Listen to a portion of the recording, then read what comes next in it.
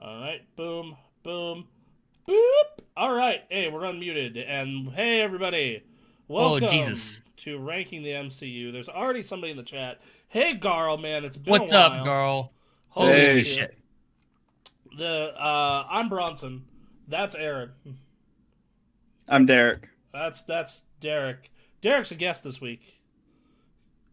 He is he watched some Marvel movies, He and watched some Marvel he's gonna movies. help us review them and then talk about ranking them with us. So yeah, hey man, we watched two more movies this week. We did watch two more movies this week. They were Uh, both real good. I know they're pretty damn good. Hey, Yeah. so this show is about ranking these. Mhm. How about we go through the list so far? Okay, yeah. So just so everyone knows where we're kind of at, let me pull Yes. up the file. For Hold the on. purposes of people who have a list they just hastily typed up on screen, and I'm not sure about the order right now. Okay, so from worst to first, we have. Hold on, I need to pull up the window capture. Notepad, notepad, notepad, notepad, notepad, notepad, notepad. Where is it? How you doing, girl? There it is.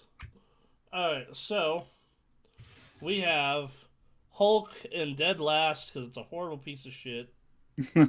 And then we have Thor, Iron Man 2, then Iron Man.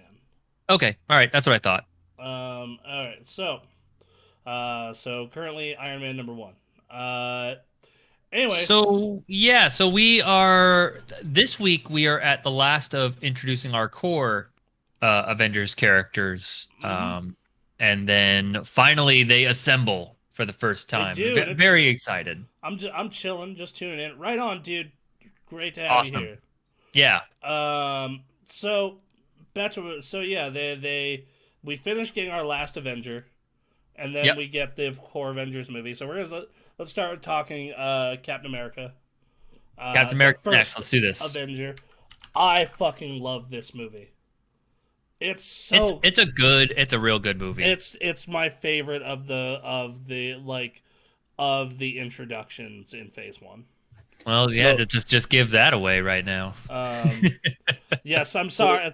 Look, What's that? I'm more of an. Sorry, go ahead. I was gonna say this is probably a hot take, but even after Infinity War, after Endgame, everything.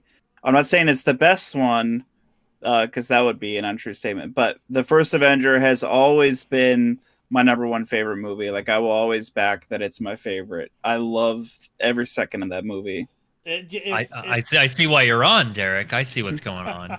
I actually didn't know this. This was not planned. I swear to God. Okay. But no. It's a So well kept secret. yeah, like now if Guardians of the Galaxy 2 happens and we get a bunch of guests in here, then I'm spreading propaganda. I'm gonna Um, assemble my own team. We'll have Super Gamecraft Civil War. See, Fucking I like the first Guardians movie more.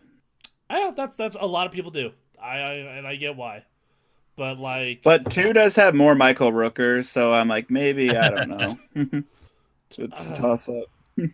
2 has both like good. that ending that just is the fucking best. No, I do love that ending. It's Um, Mhm. really good. so anyway, we'll get to that You know, movie in like 4 weeks.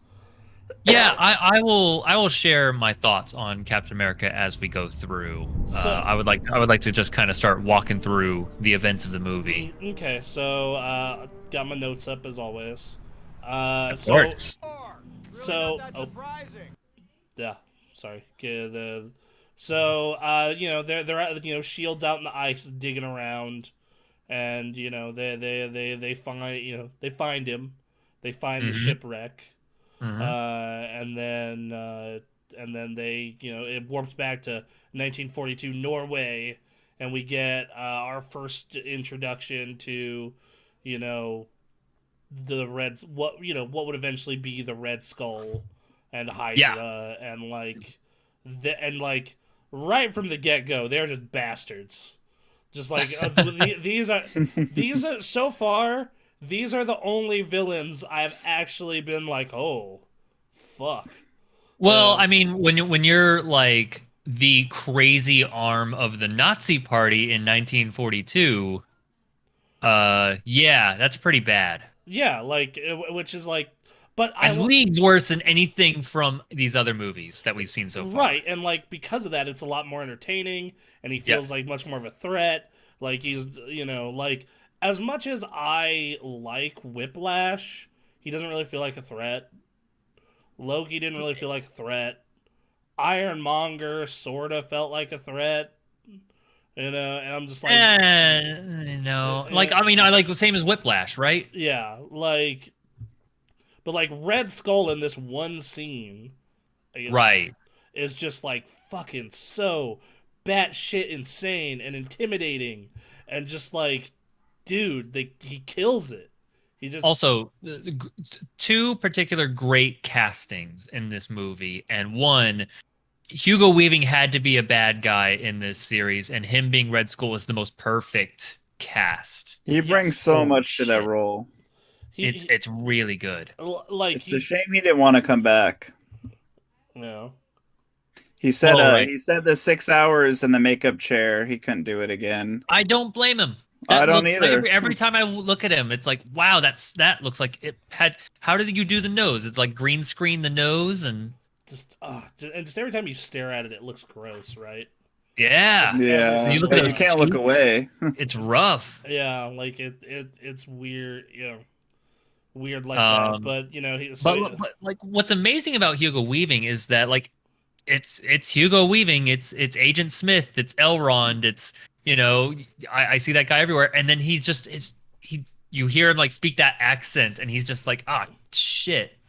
I don't know. He's just really, really good in this movie throughout. Yeah, But he's scary. He's a scary villain, like Bronson was saying earlier. He's actually, oh shit, this guy's intimidating. Yeah, like he's such a good actor, and like when you see him get the Tesseract early in the film, you're like, oh, that's bad. And then he shoots the dude, and you get blood on the fucking little Hydra icon and whatnot, and yeah, like it's all very I don't know, it's all very like just like perfect bad dude. Yep. And then cut to our hero, who like some interesting, pretty well done effects, especially for the time, for 2011. Especially for the time, like it was not necessarily jarring. It's just when you stare at Chris Evans for a real long time and then see that, right, and then and then like you see that like he's been trying, just like, man, reading all this, I'm not sure if I want to go over, and he's like, nope, ready to go. Yep. And then like he gets the summary of health issues, and I actually paused it at this, and this is what he has: asthma. Okay. This is what he has or has had. Asthma, scarlet fever, rheumatic fever, sinusitis, chronic or frequent colds, high blood pressure, palpitation or pounding in heart, easy fatigability, heart trouble, nervous trouble of any sort, has had household contact with tuberculosis, and then it says parent or sibling with, and then it cuts off. Ooh. Oh, with diabetes. Cancer. Ah, wow. So that was all on his form? Yeah. And you paused that? Yeah. Well, I've seen that movie like 30, 40 times, and I never paused it right there. Yeah. So, because I was curious, so he gets he gets declined. They go, he goes to watch a movie, and it's showing an ad for like bail bonds to help out in any way you can, propaganda of the time, etc. Yeah. And some jerk in a movie theater is being a jerk in a movie theater. We get those even today. Then there's me in the back, like, let me watch the trailer. It's half the reason I'm here, you dick. Anyway.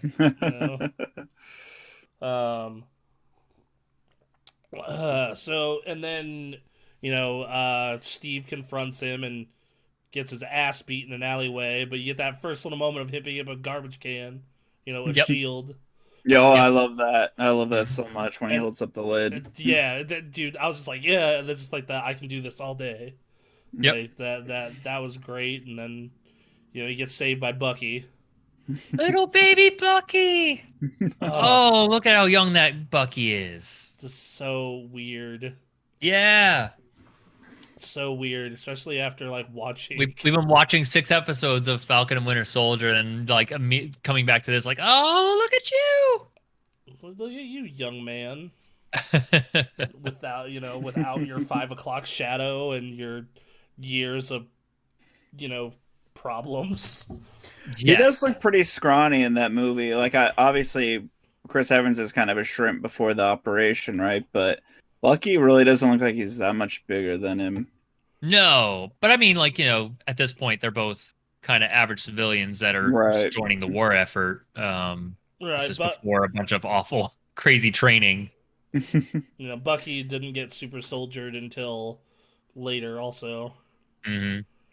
So they go to Stark Expo, and they see a hovering car for all of 3 No, I seconds. love that scene. A fun Howard Stark. I need to look up that actor. Yeah, they Yeah, no, they he's did- cool. Yeah. like that guy. He did a real good job of being like, oh, this is Tony Stark's dad prior Yeah. to kids. Like a young, yeah, you see where he gets it from. Yep. Later in the movie, do you fondue? Yeah, I love that part. That is pretty good. I like when Peggy's like shooting at him. Yep. Yep. He's just like stunned watching her. It's like, it's a type of food. Oh, Oh, it's cheese and bread. I have never felt more in tune with Captain America than in that moment. It's like, you really don't know this? Like, nope. Mm-mm. Let's see here. I feel like that's a conversation you and I would have, Aaron. Fondue is great. Fondue is great. I've never had fondue. It's bad for you. It is Is it? very bad for you, but Because it's fucking melted. It's delicious melted cheese and bread, or delicious melted chocolate and whatever the fuck you want to dip in it. Yeah. but then it's yeah. like extra unhealthy, even though it's like already a little unhealthy, but somehow they make it worse. Well, Mm. yeah, like it's. I mean, but like, man, just dipping strawberries in that chocolate, crackers. We had a fondue machine when I was a kid, and I was making chocolate strawberries all the time. And then I don't know whatever happened to that thing. I've I don't only know, but- gone to fondue. We never had the machine. Oh, dude, I was making it after school all the time. I probably wasn't supposed If to. you had but- access to a machine, why not? Well, yeah, like I like. So Howard Stark is played by Dominic Cooper, who I just want to say, I just went through the recent list. He was in the Warcraft movie Oh, as who? as Lane Rin. Oh, he was the king. That's not the Oh. same guy from Punisher Warzone, is it? 'Cause that I guy's mean, like a I'm going through similar- the list right now. He was in the Need for Speed movie. He was in Agent Carter as Howard Stark.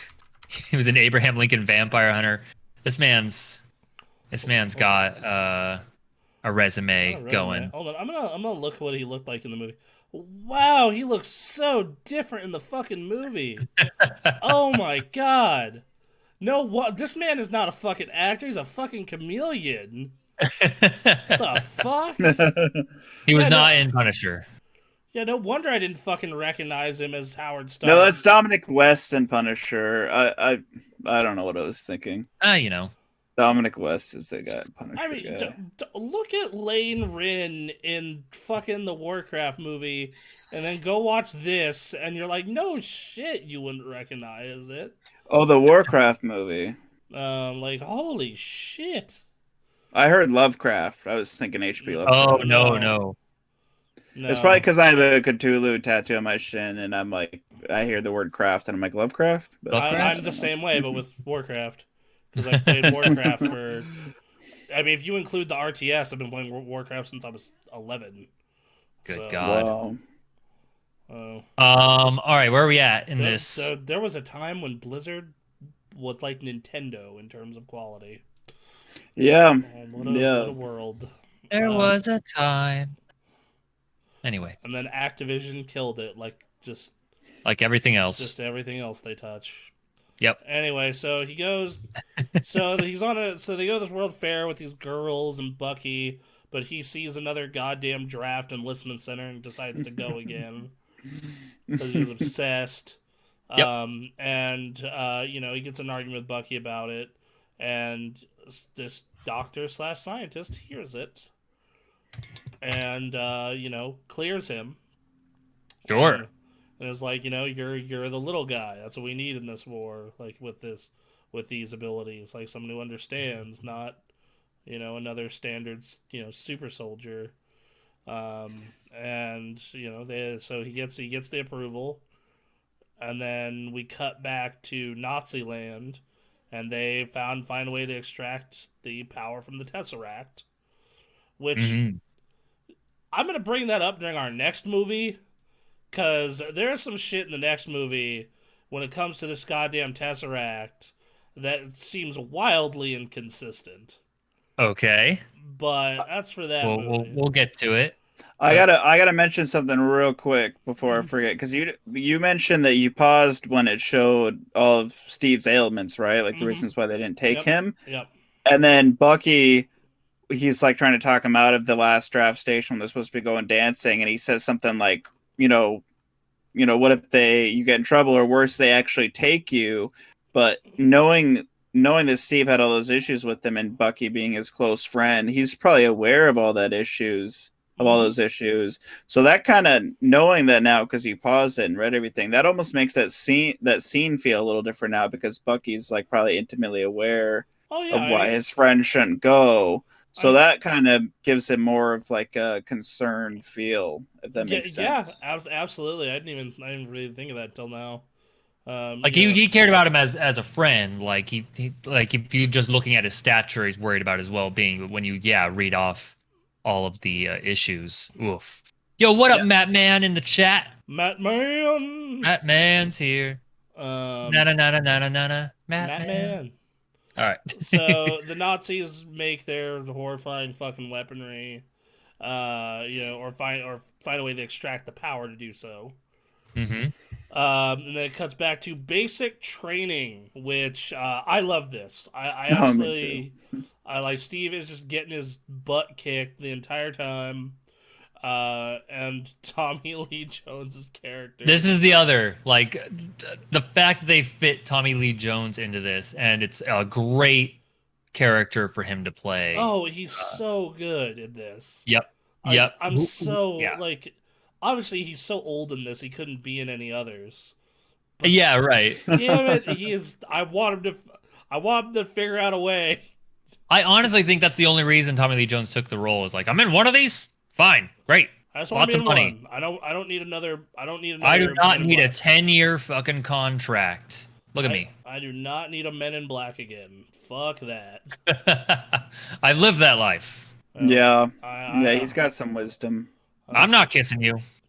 That's probably the best line in the whole movie, dude. It's a really good line.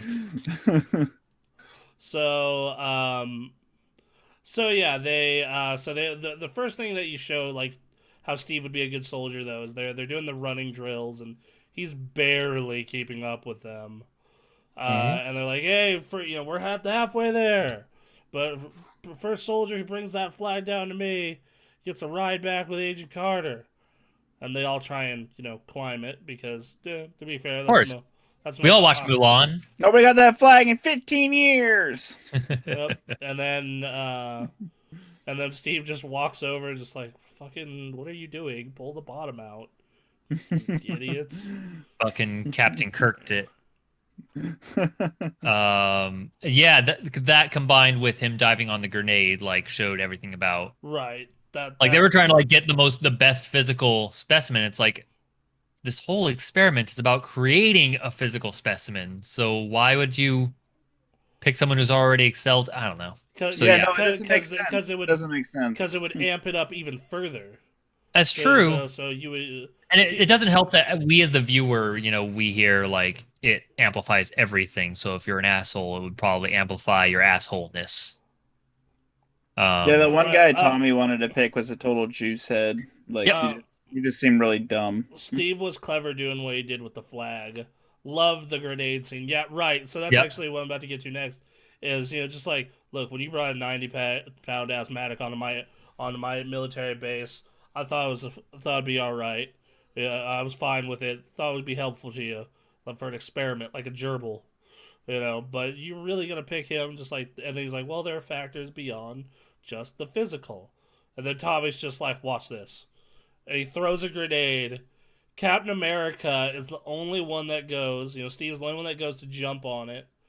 And, well, Peggy goes to jump too, because she doesn't know. Also, like you can see Peggy going to jump. Just Steve gets to it first, and and he's like, "Get back!" And then everyone realizes it's a dummy, and then of course that I love this line. It's just like, well, he's still skinny. He's still skinny, and he walks off real quickly. Did they not have helmets in that scene? No, I don't think they They did. did not. Okay. No. I was thinking like, helmet over the grenade, but like if they didn't have it, then they didn't have it. You know that line, he's still skinny. Every time I watch that movie, I don't know if he's talking about just his figure or if he's talking about something else.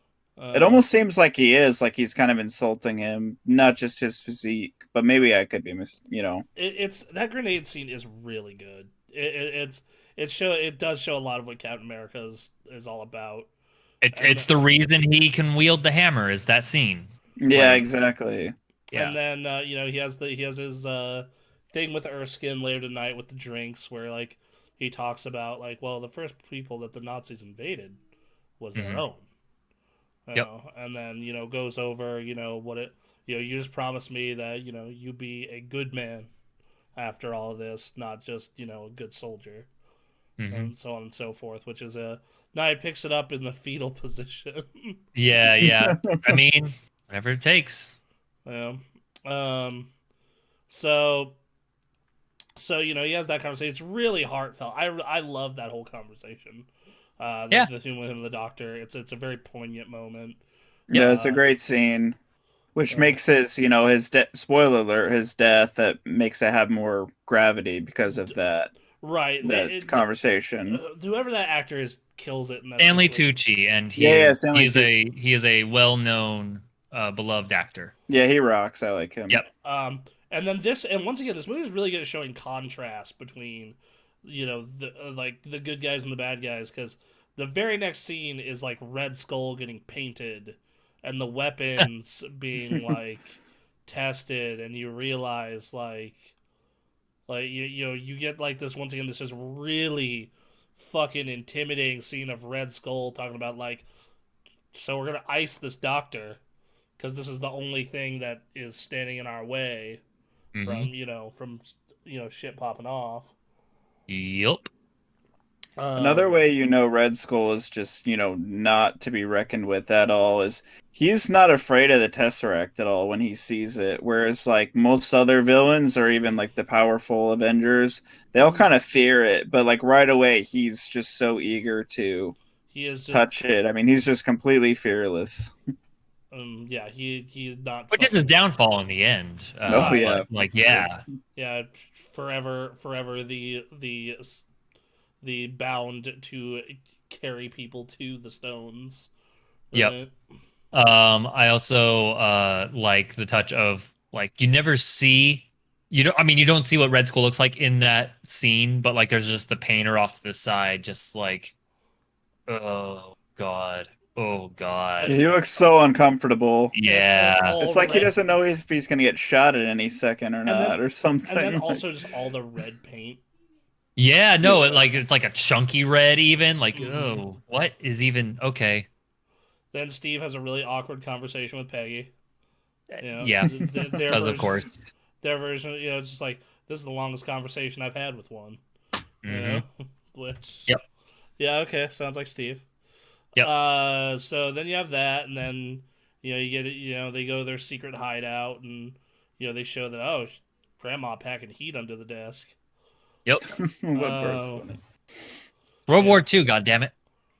I mean, yeah, like even in today's world, I'm not opposed to people packing heat under their. I mean, I'm not opposed certainly, but like at this point, and in this climate, I would expect it. Yeah, no, Definitely. like if a world war started again, like yeah, no, every single place would be doing that. Um, so All right. so all right. So then we have going forward, we have the they have the scene where they're getting Steve ready, and it's just like, oh, that wasn't so bad. That was penicillin. Yep. Yep. That was penicillin. Then they inject him, and then there's one guy at the meeting who just looks off. Yep. Which good job to the director, the actor there for for you being able to easily spot the Nazi.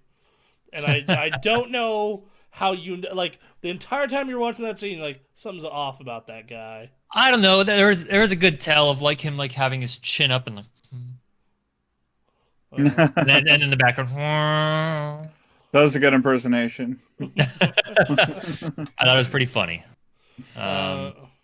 Yeah. So And to be honest, like at first I was like feeling off about the senator who was like weighing, the pros of the super serum and. Oh yeah. No, that guy kind of gave me a sketchy vibe too. Totally. Yeah. fair. Which is like a running theme through this is like, nameless senator can be like not be trusted, and everyone kind of gets that. In the MCU, every senator is a dick. Yep. Which But I it's mean, no real senator. There's no real senator in this. I just want to point out it's this nameless senator. This guy's a dick. Don't get mad at us. Oh God. All right. So they go through the procedure and they keep going, and yeah, it worked. He turned into a man. And what I liked about this was they heard him screaming and wanted to shut it down, and then he shouted out to continue. Mm-hmm. Yeah. So Balls of steel. he can do this all day. You can. So It's like when he gets out and Peggy's like, "How do you feel?" And he's like, "Taller." Like, like he's still kind of winded, but in the fraction of a second, she almost reaches out to touches him, and then pulls her hand away. right. Whoops! I shouldn't do this. Yeah, she's like, "Oh, you hot." Exactly. Look, I'm just gonna say, to be honest, like later I started watching Avengers, and you just see this hip to chest ratio on Chris Evans is impressive, is what I'll say. That man has a bodybuilder body. Like that is he cut. Yep. Yeah, that man is cut as No, hell. the moment he emerges out of the machine, you're just like, fuck. No, it's sculpted, man. I mean, it looks Photoshop. It does. Like, as someone who used to spend a lot of time in a weight room, like damn. Yeah. Like dude, I used to know dudes who were like total fucking gym monkeys going twice a day, 6 days a week who didn't look like that. Like It's what happens when you're a A-list celebrity, and Disney's like, we really need to build you up, and we really need to build up your pecs. So before this movie starts filming, this is all you're going to do with your life. We are also going to get you the best trainers and dietitians in the the world to make it happen. Yep. It was like I was telling Ray back when Ray and I used to train together. He's like, I want to get a 6-pack, and I'm like, I don't know how to do that because because you gotta remember, I did training for boxing, powerlifting, and football. Mm-hmm. I know how to make you athletic. I know how to make it so you can go chase down another man and beat the shit out of him. I don't know how to get you a 6-pack, though. I'm sorry. Cut out all that fat. The best advice I would have is to just, head to the convenience store if you really need a 6-pack. Aha! Aha! And that's the end of the stream, everyone. But all right. But yeah, like that was my thing. Is just So yeah, like the dude's cut as hell. Yep. I would love to know like his trainer and his diet. I was just about to say that Hollywood man under wraps. I mean, I wonder what the diet is. Not Chris Evans. Chris Hemsworth sells his diet and his workout plan. Oh, really? Yeah, and he is equally as ridiculously cut. Yeah. Yeah, Um, he is. and yeah, no, yeah, man, it's just it's I'm clicking on a series of links to find out this answer. Maybe men named Chris have a predisposition to a better looking to six to Damn pack. it. washboard abs. Damn. Exactly. Um, I'm gonna go to the courthouse and change my name real quick. Yeah, hang oh, on a second. get rid of my Um, giant beer store stomach.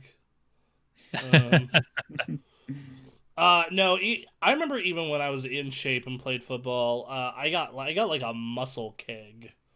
Like I got like that just big ball of muscle there. I kingpin the what fucking body.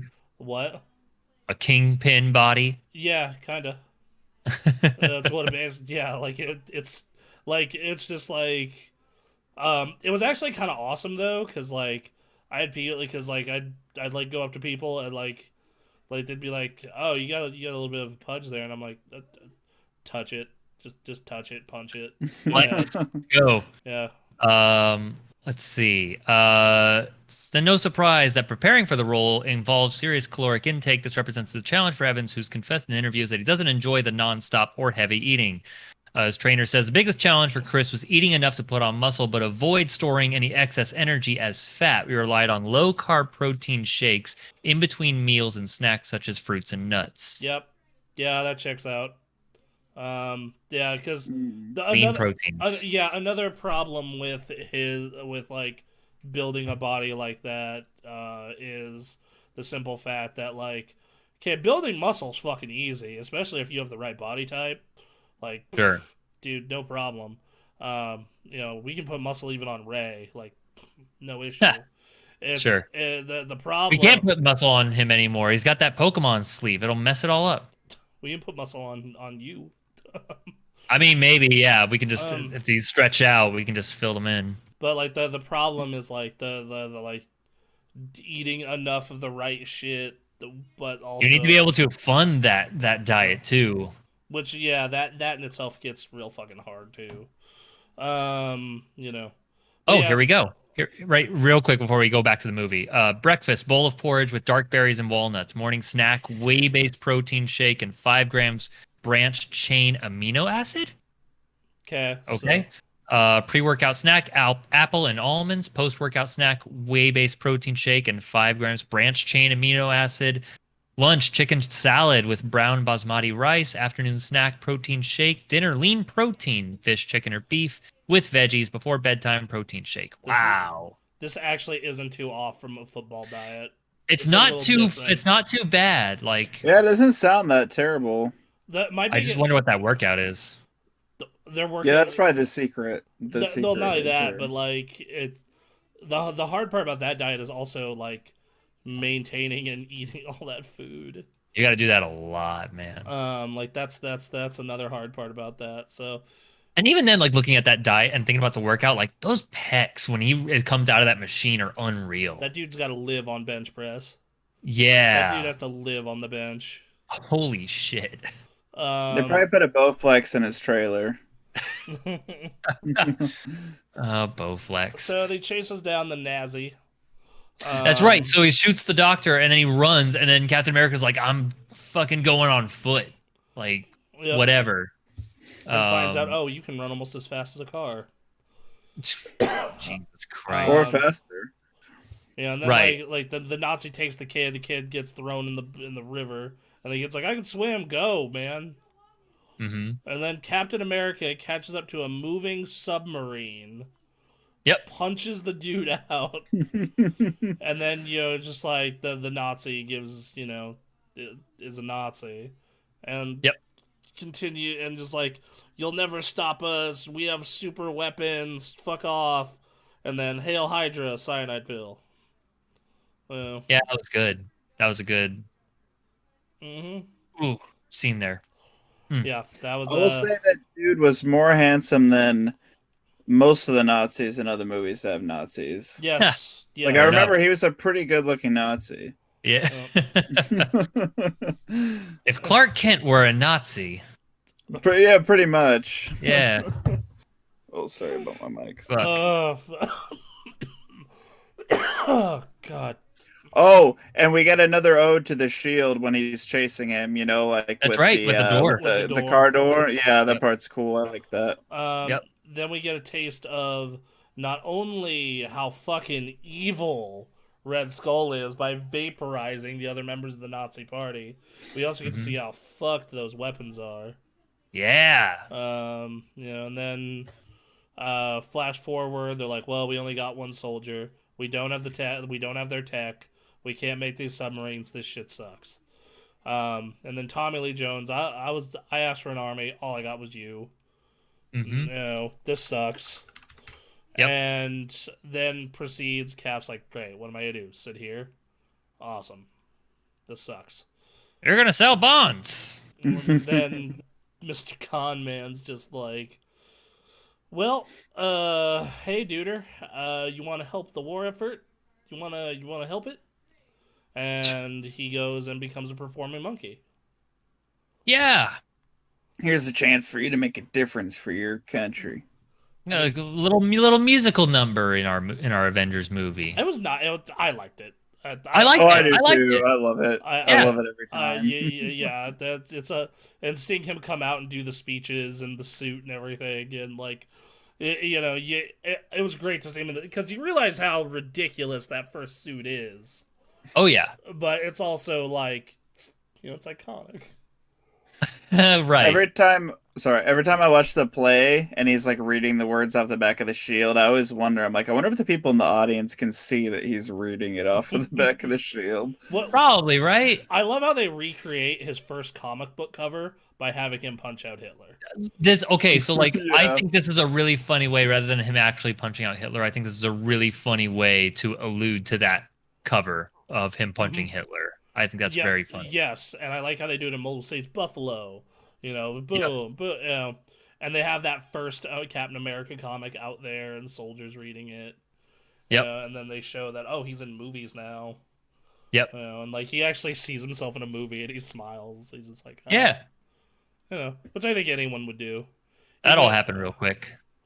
So he's signing stuff for kids, and he got into it, and then got in front of the military itself.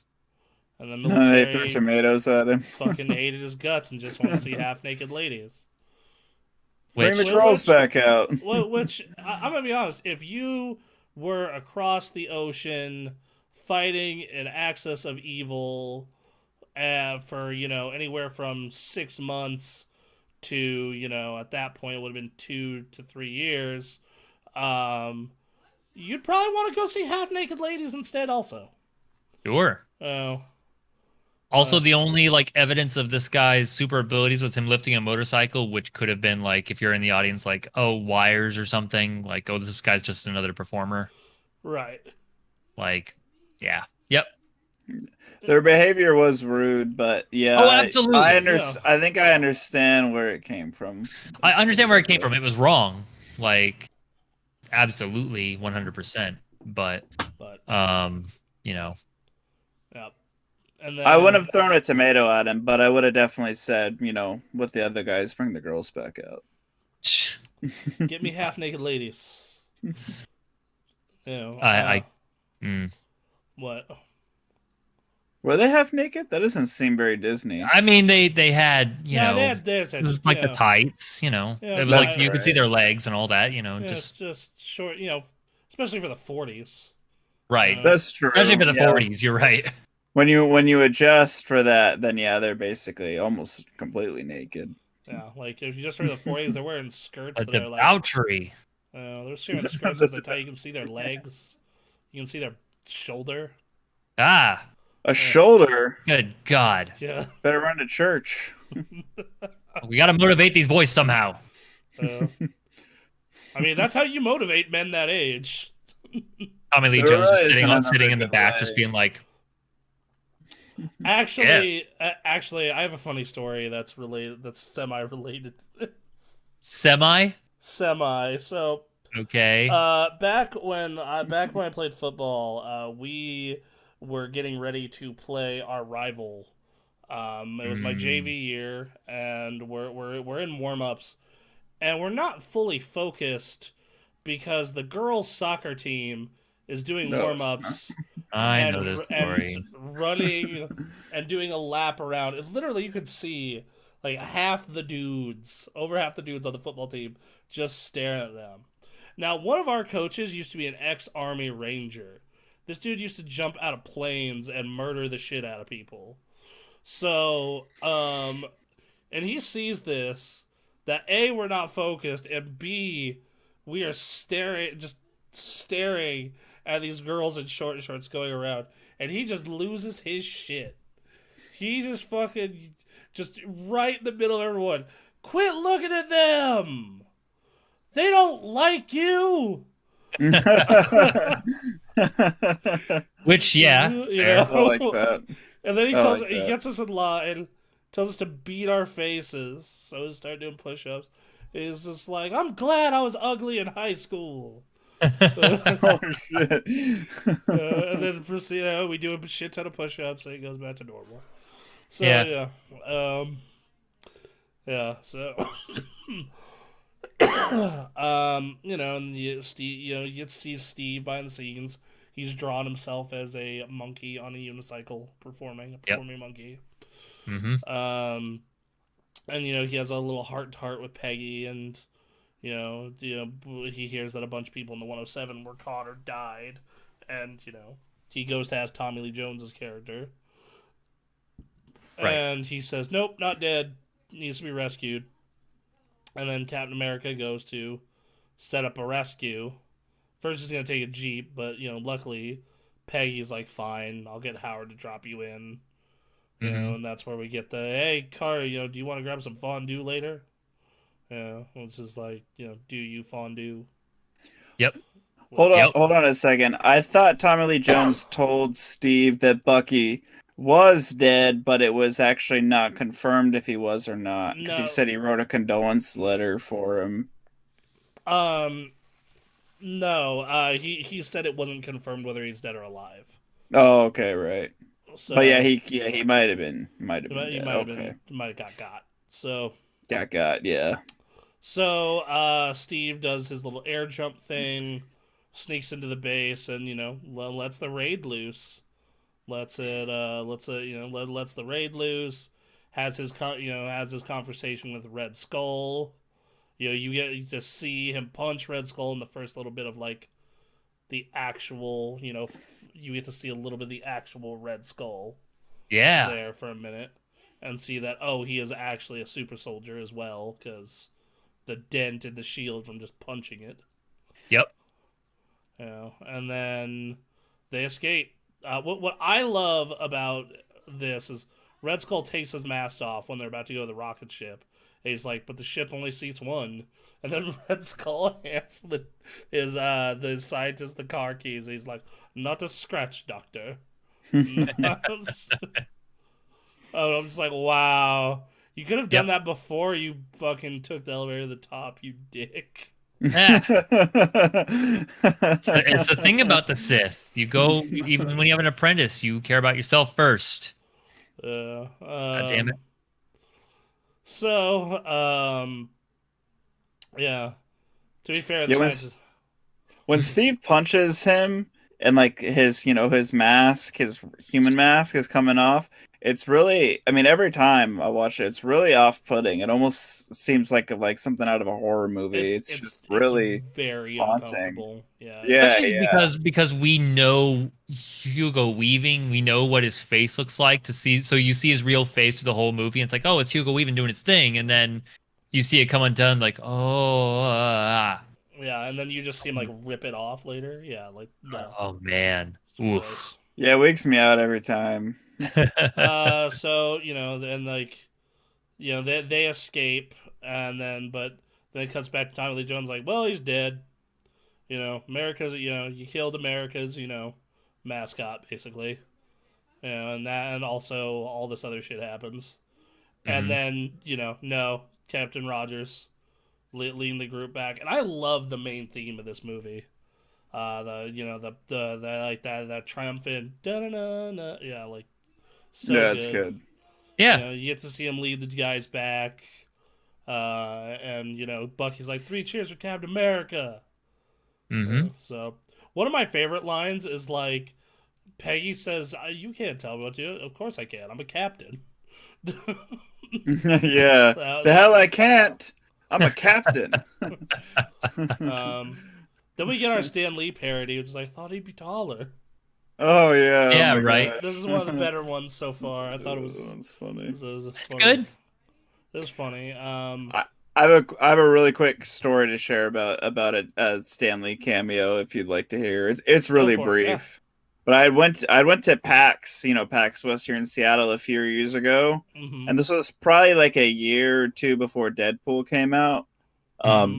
And someone in the audience, Stan Lee was doing a panel, and like people were asking him questions, and someone asked him if he could tell us about an upcoming cameo that he's going to do, which wouldn't have been very fun if he spoiled the surprise. But he declined, of course. He's like, I can't tell you what it is, but there's one coming up that's just my favorite. That was what Stan said. And then I saw Deadpool where he's in this strip club as like the DJ, and I was like, that must have been the one he was talking about. I swear to God. It has to be. It has to be. It had to be. One of my favorite You old dirty dog, Stan. You knew. Didn't he work on Stripperella? Yeah, I also think he. I also think he had. He was Hugh Hefner in one of his cameos. So yeah, oh yeah, he was. Yes, he was. Yeah. So they get back to and Steve's like, Emily in the comments says, "Wait, was this PAX or Emerald City Comic Con?" Oh, she's right. I think it was actually Emerald City Comic Con. That makes Okay. sense. She's right. She's right. My mistake. That makes a lot more sense. Yeah, I don't think I've actually ever been to a PAX. Yeah, it was Emerald City. Okay. Yeah. Anyway, Munson. Sorry, I guess sorry I didn't want to be a liar on your show, but I guess it had to happen. Hey, no, that's fair. So we have he gets back, he shows where the Hydra bases are, and they're like, well, you want to go do a bunch of raids on Hydra bases? And he's like, hell yeah, and he gets his team together, who are just like, who are, a bunch of hilarious, raucous idiots. Yeah. But with the mustache, I like him. yeah, the thing about those guys, they were supposed to have their own show. Like, they're supposed to have a whole show of those dudes just, like, doing stuff during World War II. But a Disney Plus show? No, like this is way back when this movie was new. Like, alongside Agent Carter? I see. Yeah, like, it was supposed to be, like, alongside Agent Carter, and just it never materialized for whatever reason. That probably would have been cool, but I love World War II era, so I'm probably saying it could be cool from that time. Mm-hmm. No, isn't the guy with the hat and the mustache in the Shield base in the Avengers game? Yes, he is. Yeah, okay. I was thinking that has to be that guy. There's no way there's two people that look like this. So they have that. Then him and Peggy have a little speech about dancing and like obviously like they're gonna happen.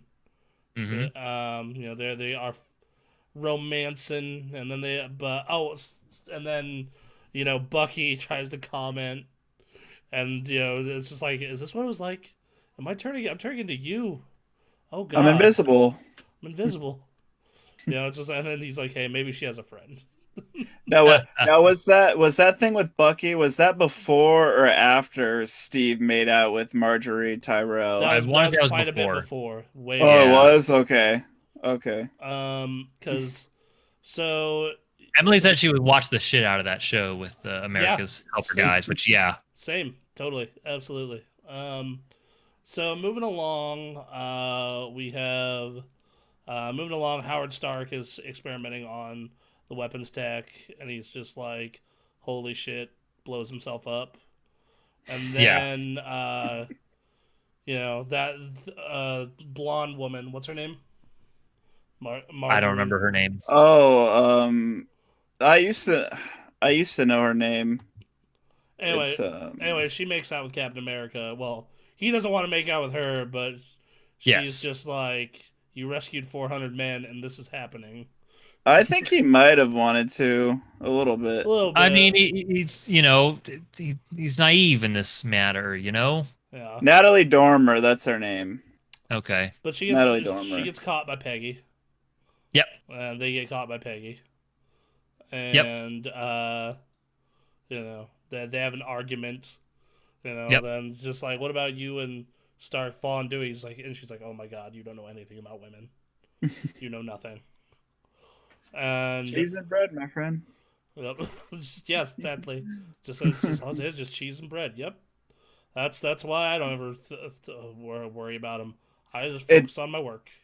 It does kind of sound like it could be a code name for something though, and I think that's why Steve maybe gets a little jealous. Yeah. Right. No, absolutely. And like, He's not a very social creature, so like no, he's doing what he can with what he's got, which no, isn't much. exactly. Like, do you fondue? Right. Like, yeah, that Mhm. sounds totally sounds like you're going to do something. He was smart though when he told her at the beginning of the movie that he's clearly never had much interaction with women. So at Mhm. least for all his future awkward interactions, she'll be like, "Well, he did tell me that." It didn't help in this case, but No, no, she was No, pissed. yeah. She was. She tried to shoot him. She kind of tried to shoot him. That was something. So so they're showing off him like shield options, and they show this one that has like spikes and this other that's like all these other crazy options, and they show the vibranium one. It's like, yep, Mhm. fully shock absorbent, most durable metal in the world. Da da da da. And then he's like, hey, what do you think? And Peggy once straight up shoots it. And then it's like I'll take it. It's just like whatever you want, pal. And he had ideas for the outfit Yeah, that's too. right. Yep. And you see that? I thought that outfit looked great. I thought it was Yeah. perfect for World War Yeah, it II was sweet. styled It was cool. Captain America. Like they nailed it. So It was you good. get a bunch of montages of them taking out Hydra bases, more montages, Hydra bases. You have the moment where Bucky falls into the ravine. Oh yeah. This was the one thing I had with this movie was like after the montage, then they get into this, and I was like, wow, there's a lot of fighting, but not like specific like fight scenes or anything. It's just this montage, and then I started losing track a bit until Bucky. Yeah, well, I just I thought it was fine. I think it was to show like him as like the legend that is Captain Which America. I totally understand the reason for it. It's just that at a certain point, like Yeah. between from the moment of him being running in as Captain America to now, like, and then there's this montage in between and all this like, whew, okay, all right, okay. I really liked it. I liked the scene where the French guy runs under the truck with the bomb. There are several good scenes. There's some good scenes. There's the thing where Captain like throws the shield to hit the guy out of the tree, and like, Yeah, there's Captain America. I understand. Like, yeah, it's blowing just, up the mega tank. yep. Yeah. Like Bronson said, I understand why they showed why they did that, but I agree with you, Aaron. It kind of loses me at that point too. It gets a little after it goes a a few minutes. little long, like that. But like I do like how after each base it shows like Red Skull showing up just pissed each time. Yeah, no, yeah. I did like that. But isn't there like this like one scene or a couple really long slow-mo scenes too? Yeah, there are two That kind of slow-mo loses shots. me. That kind of loses One me where a he's little throwing bit. the shield, and then one where he's blowing up the mega tank. Yeah. Yeah. What really saves that is that there's a wake up moment in Bucky, Right getting blown up. in the middle, you have Bucky and them all trying to land on that train, and then that's where the montage stops. They have the big fight scene on the train. Bucky bites it, or we think he Mhm. bites it, Yep. and the Doctor gets captured. Mhm. And Tommy Lee Jones has a nice conversation with him while eating a steak. Yeah, that was good. Yeah, I just think the montage makes like Bucky's death and then the capture of the Doctor feel kind of rushed. I think maybe that's why it doesn't work Hmm. perfectly. Yeah, I think it works because this movie like is trying in the long term is trying to show like, oh, this is all the shit Captain America did, Yeah. and you have like kind of a cutoff for at most a 2 hour movie. So yeah, and that's so you have the scientist interrogation, and like Tommy Lee Jones basically, like they basically blackmail him into working with them because Right. it's just like, well, I mean, I you know, bought you dinner. I bought you dinner. uh, um, It did look good, by the it way. did, it did. It did, yeah. It looked like a good steak. Broccoli, potatoes, and a good steak. That's a Oh. quality dinner. How stoked was Tommy Lee Jones when the actor who played the Doctor told him he was a vegetarian? He's like, I'll eat this food right now. Yeah, Yeah. get a little voice gesture with that. Oh, dude, Good buddy. Lord. So, him and Peggy have his final their little conversation, and that set up, to finally say, hey, we'll go dancing, eventually, or like, I never learned to dance. It's like, well, you know, Hmm. and then Hmm. like you also found out that Captain America can't get drunk, Yeah, which is a nice little detail, I guess. that's funny. Little Poor random, but bastard. It, uh, it keeps him clear-headed. You need that from your Captain America. I mean, to be fair, it takes a lot to get me drunk. Same here. But now that makes me wonder. I'm wondering now if like Superman could get drunk. No. 'Cause I feel like it'd be like kind of a similar thing where he probably can't, right? He probably I, can't. maybe not. His metabolism, I bet, is insane. Yeah, no, that's what I'm saying. He probably can't. I don't think the Flash can get drunk either. Anyway, I'll leave it at that. But Hmm. Running off. Um, So, they have their little sweet conversation, and then mhm. they're like, okay, we got to invade this base and stop him, or else they're gonna fuck up the entire East Coast with these super weapons. And Captain America does what Captain America does, and he invades that motherfucker on a motorcycle, Yep. beats the living crap out of all of them, and then his support, is just like, Red Hood tries to like show him like, nah, dude, we're gods, and then Captain America, I'm just a kid from Brooklyn. Hmm. Yeah, like another great Captain America moment of him just being so down to earth and so fitting within the character. Hmm. Um, and then so yeah, you have them going back and forth, and then his homies show up with the weapons. The U.S. Army shows up, and now it's just an all-out race at the Hydra base. Red Skull's trying to get to the giant jet thing. Captain America's chasing after him. Real good setup. And then like okay, then it's that chase scene with the Yep. Hydra car to the jet. God, it was so good. Yeah, no, that scene was fucking great, Yep. especially with Tommy Lee Jones. Just they do, they have their kiss, and then just Tommy Lee Jones like, wait for it. I'm not gonna kiss you. Uh, What's funny is that Chris Evans is or Captain America is just like dumbfounded by the kiss that just happened, and he just like looks at Tommy Lee Jones' character, and he looks at him for a brief moment. He's like, "I'm not kissing you," and they're just laying the pedal to the metal trying to get to this fucking plane. Oh, yeah, so good. yeah, they almost drive off the edge. they do. Almost drive off the edge, and thankfully there's so much goddamn engine at the front of that thing that even when the back wheels come off, it's like that thing's stuck. It was good.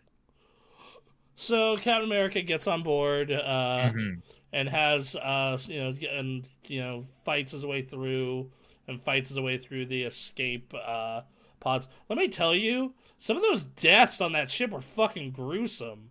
They're Like rough. Oh like yeah. just getting yeeted out the fucking plane, Yep. or that dude that got propellered. Yes, and then you see the Yup. blood That's spray. you want to talk about like some of those violent deaths You want in these Disney movies. That one in you want- particular. like It's that like They're one. not very fuck, you showed common. that one, huh?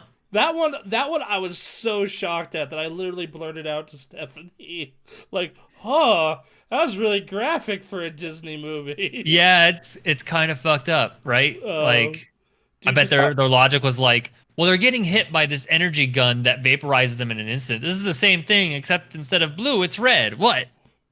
I wonder if I it got a little bit more of a pass because it's a World War II movie, and as everyone knows, World War II is just really brutal. But I think there's that, and I also think because Nazis.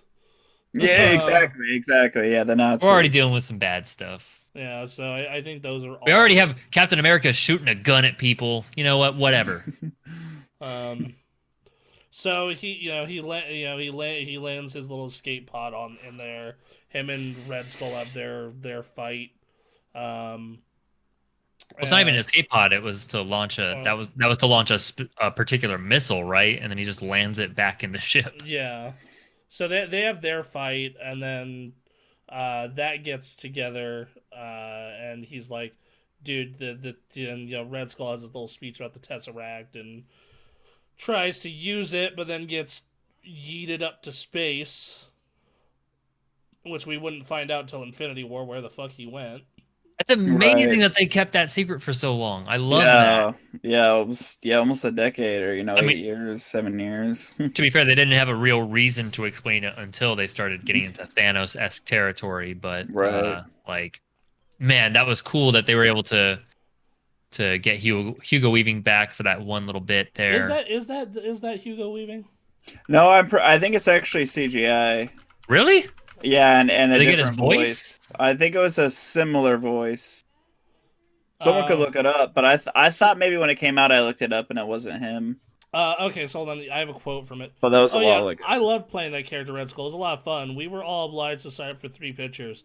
I was thinking Red Skull probably wouldn't come back in Captain America, but he may well come back as a villain in the Avengers.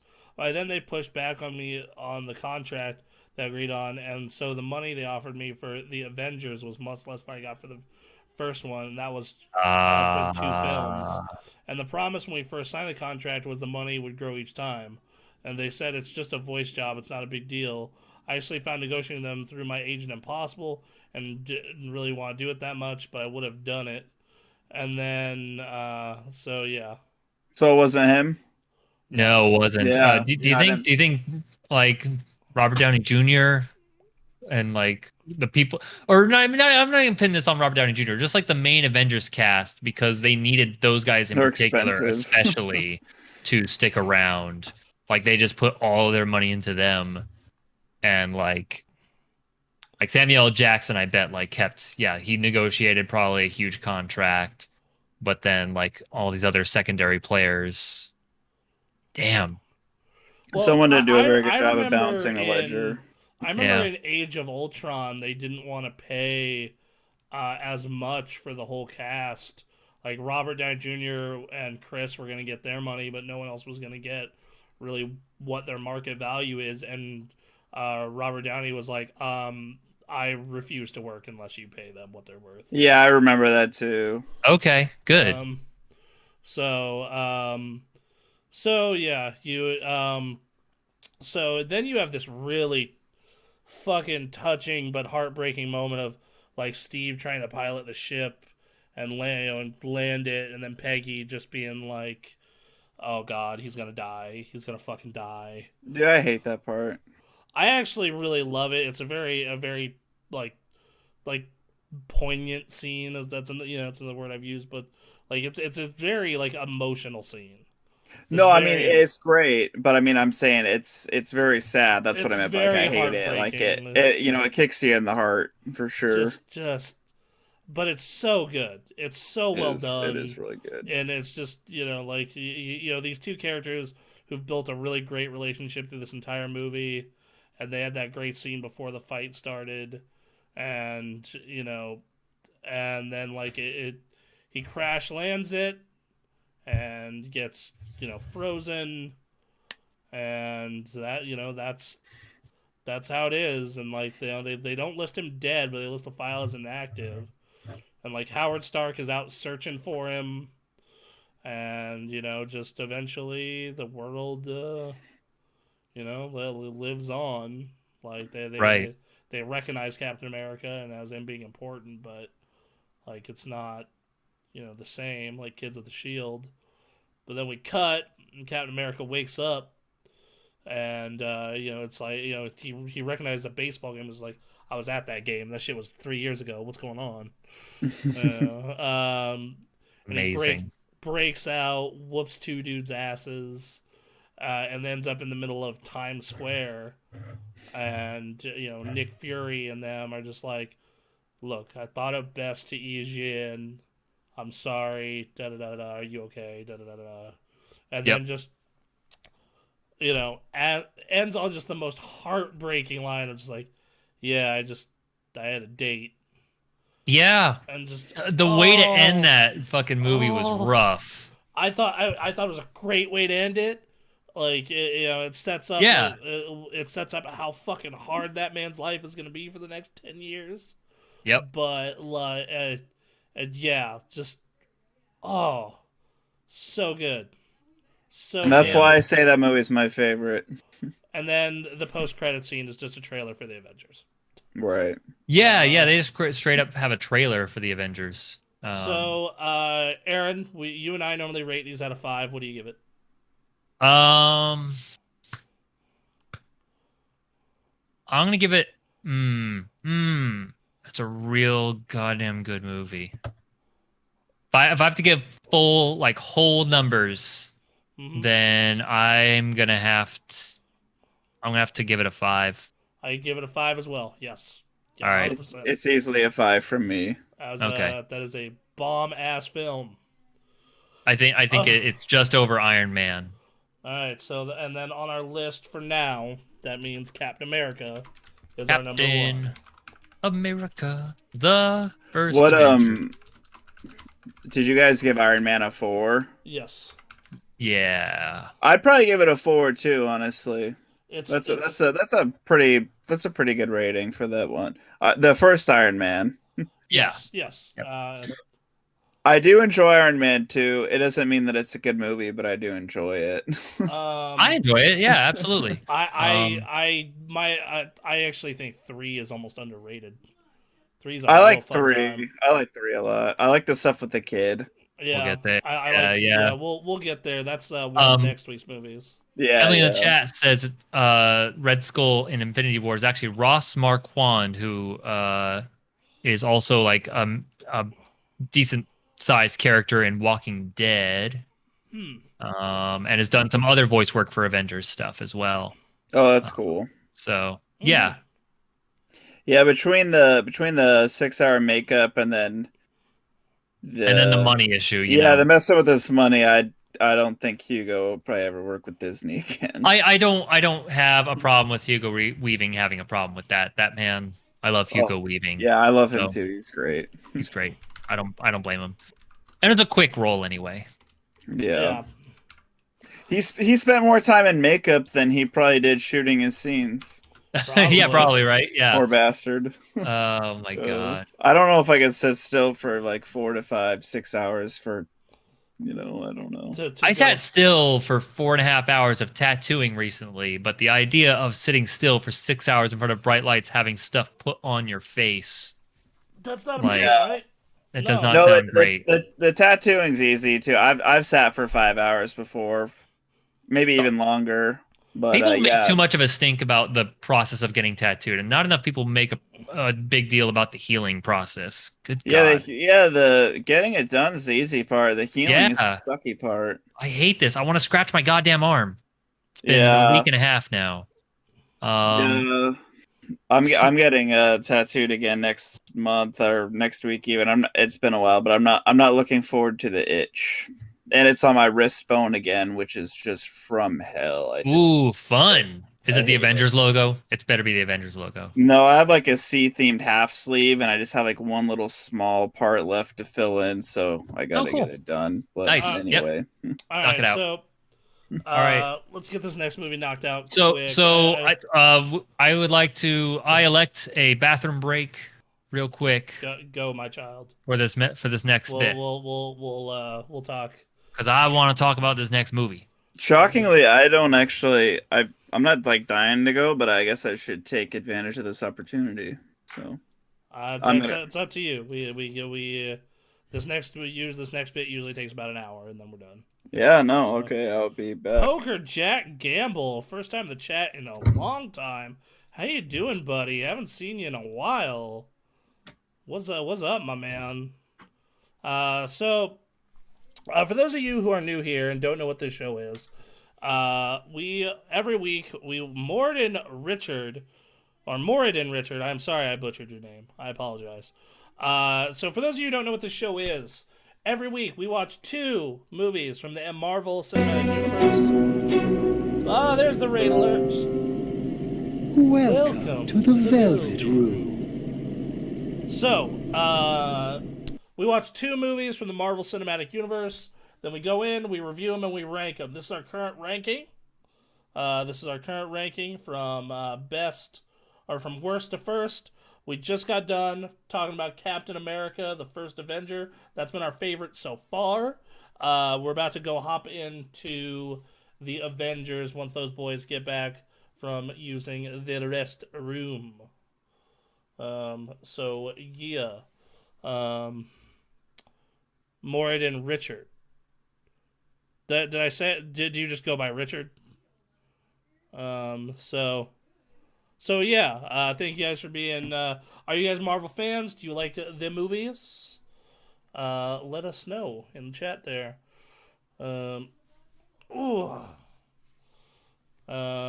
no, it's been, that Captain America, as I said, was really good. That was an excellent, film. And it's weird how my opinion on that has changed, because I remember when I was, like, really young, I wasn't the biggest fan of that movie, or like when that movie came out when I was in college, I didn't like it as much in college, but as I got older, I really liked it.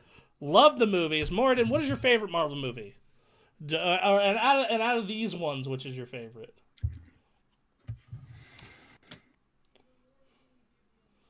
Mr. Aaron. Yo, what up? What's up, Aaron? Double A Ron is what my old youth pastor would say. Your old youth pastor. He was about as square as you can imagine. So he was super cool. Where did you go to school at, Aaron? I love the new Avengers game. Well, then you found the right goddamn channel, let me tell you. Because we talk about Marvel movies, Marvel shows every week. And Aaron plays Avengers almost every Friday. The last couple weeks have been rough. Hey man, I skipped out on I could have done it Friday, but I was in enough pain to where I had to be drugged. So, right. I was just, making it a weekly thing has been kind of difficult, just because the way I've had it set up is it hinges on the update. Where they put out new information, and the new information is always so underwhelming. It's Thor 3, so Thor Ragnarok. That is a very funny film. I look forward to reviewing it in the coming weeks. Thor Ragnarok's a great movie. Yep. It's 6:15 a.m. Here I am in Norway. You're up here early. Hey, you aren't our only European fan though. We got Cart Bale and his homies all from Belgium. If you like what you see, give us a follow. That's right, boys. Absolutely. We got people. He was already on it. I didn't have to. Right as I said, he was Johnny on the spot. Well, we're happy to talk Avengers. You want to talk some Avengers stuff? We have a whole comics section. We encourage that conversation. I'm just getting back into comics because like people started jumping in because of Avengers. So. I actually raid. I actually started. Like I went on so I'm actually gonna be talking about Batman a lot soon. Oh, it's not Marvel related. Well, no, because whatever. It's comics. Because I got HBO Max because of my my phone service gives it away for free because I pay an obscenely expensive phone bill. It's because I pay for me and my mom and my watch. That's true. Yeah. All this other shit. You pay for your watch? Yeah, you need data for your watch, bro. Damn. Okay. Oh, I never did the data on the watch. I don't know why. Anyway, I do it because I just like bringing my watch and my headphones to the gym, not my phone. No, so, that makes sense. So, but no, like they have all those Batman movies on there: Gotham by Gaslight, Batman Year One, Assault on Yeah, Arkham, Mask of the Phantasm, Doom. And so I'm just like, oh fuck, I'm about to be doing a Batman marathon.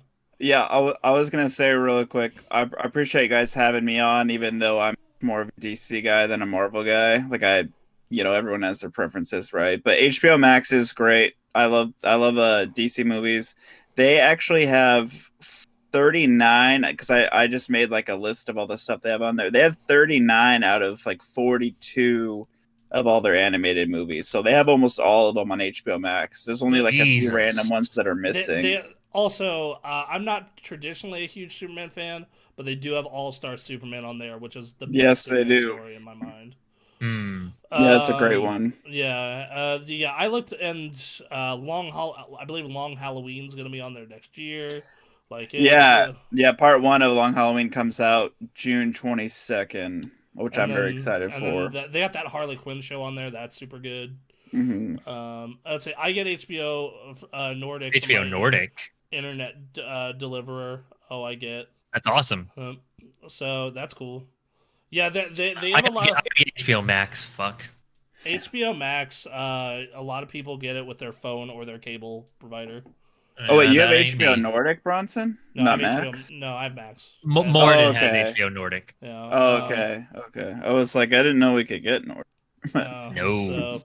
So, yeah. So let's get talking about Avengers because Let's get into this. let's get into this. So we're running a little long already. So I have this movie for me at the beginning of it doesn't really hit.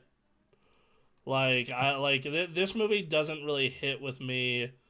Uh, like I'd say not fully until about 30 minutes in.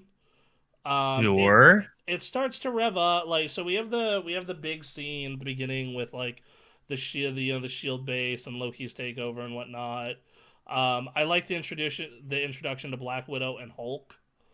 And actually watching this introduction to Black Widow in this movie, like almost made me go like, huh, that was fine. I guess What? I get no. Hold on, let me say. Okay. Her introduction's great, but that made me go like, huh. So this makes Iron Man 2 even more pointless. Yes, that's fair. That is fair. But again, yeah, it is an absolutely better introduction. Like, also her hair's not weird. I like her hair much better in this one. And yeah, it's a perfect introduction to what's great about Black Widow, not just the combat aspect, but like is super deceptive and able to get the information that she needs. We watched like a 2-hour movie. Are we talking about the first American? Sorry, I just woke up. We're talking about the Avengers. We're talking about Avengers, the first Yep. one. We just 2012. we just wrapped up talking about the first Avenger. So far, we think it is the best movie we have watched so far. So far. Anyway, so Black Widow's intro, her like 5-minute intro, completely makes it so Iron Man 2 doesn't really need to happen, or at least her parts of it. Okay. Which made me. I'm going to defend Iron Man 2 as a fun movie. Is it the most necessary? No. We had this conversation last week. Is it the most necessary? Absolutely not. Is it a fun movie? Yes. It has some good moments, but it has some great moments. And sorry, go ahead, Derek. I was gonna say this is a hot take, but I think Sam Rockwell's scenes are the best scenes in that movie. They're hilarious. They are hilarious. Justin Hammer is funny. Oh, yeah, he is funny. Okay, yes. No, those Hammer are very industry, good. million years or whatever he says. Like Hammer and Mickey Rourke interacting. I actually love those scenes. It's so good. Those are good scenes. I want my too. bird. I want my bird. Well, the scene where he just like walks in and he's just like hacking into his shit effortlessly it's just this awkward ass moment. Like, oh, it's so fucking good. It's a $3 million helmet. Yeah.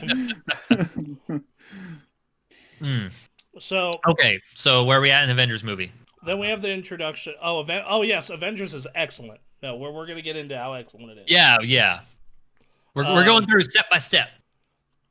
So, which next week we're gonna be doing Iron Man 3 and Thor 2. So if you want to join us next week, same time, same place. Very excited for this because I haven't seen Iron Man 3 yet. Still. Great movie. Whoa. You Yeah. want to borrow mine?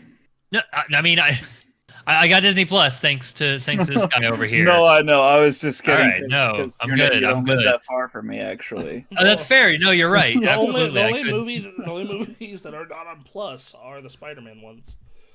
Which Oh, they're that supposed to be makes coming. sense. I thought a recent story said the Spider-Man movies were coming. Yeah. So, I wonder how anyways, Sony feels about that. so Well, we have the introduction to Hulk, which also defeats the purpose of the Hulk movie.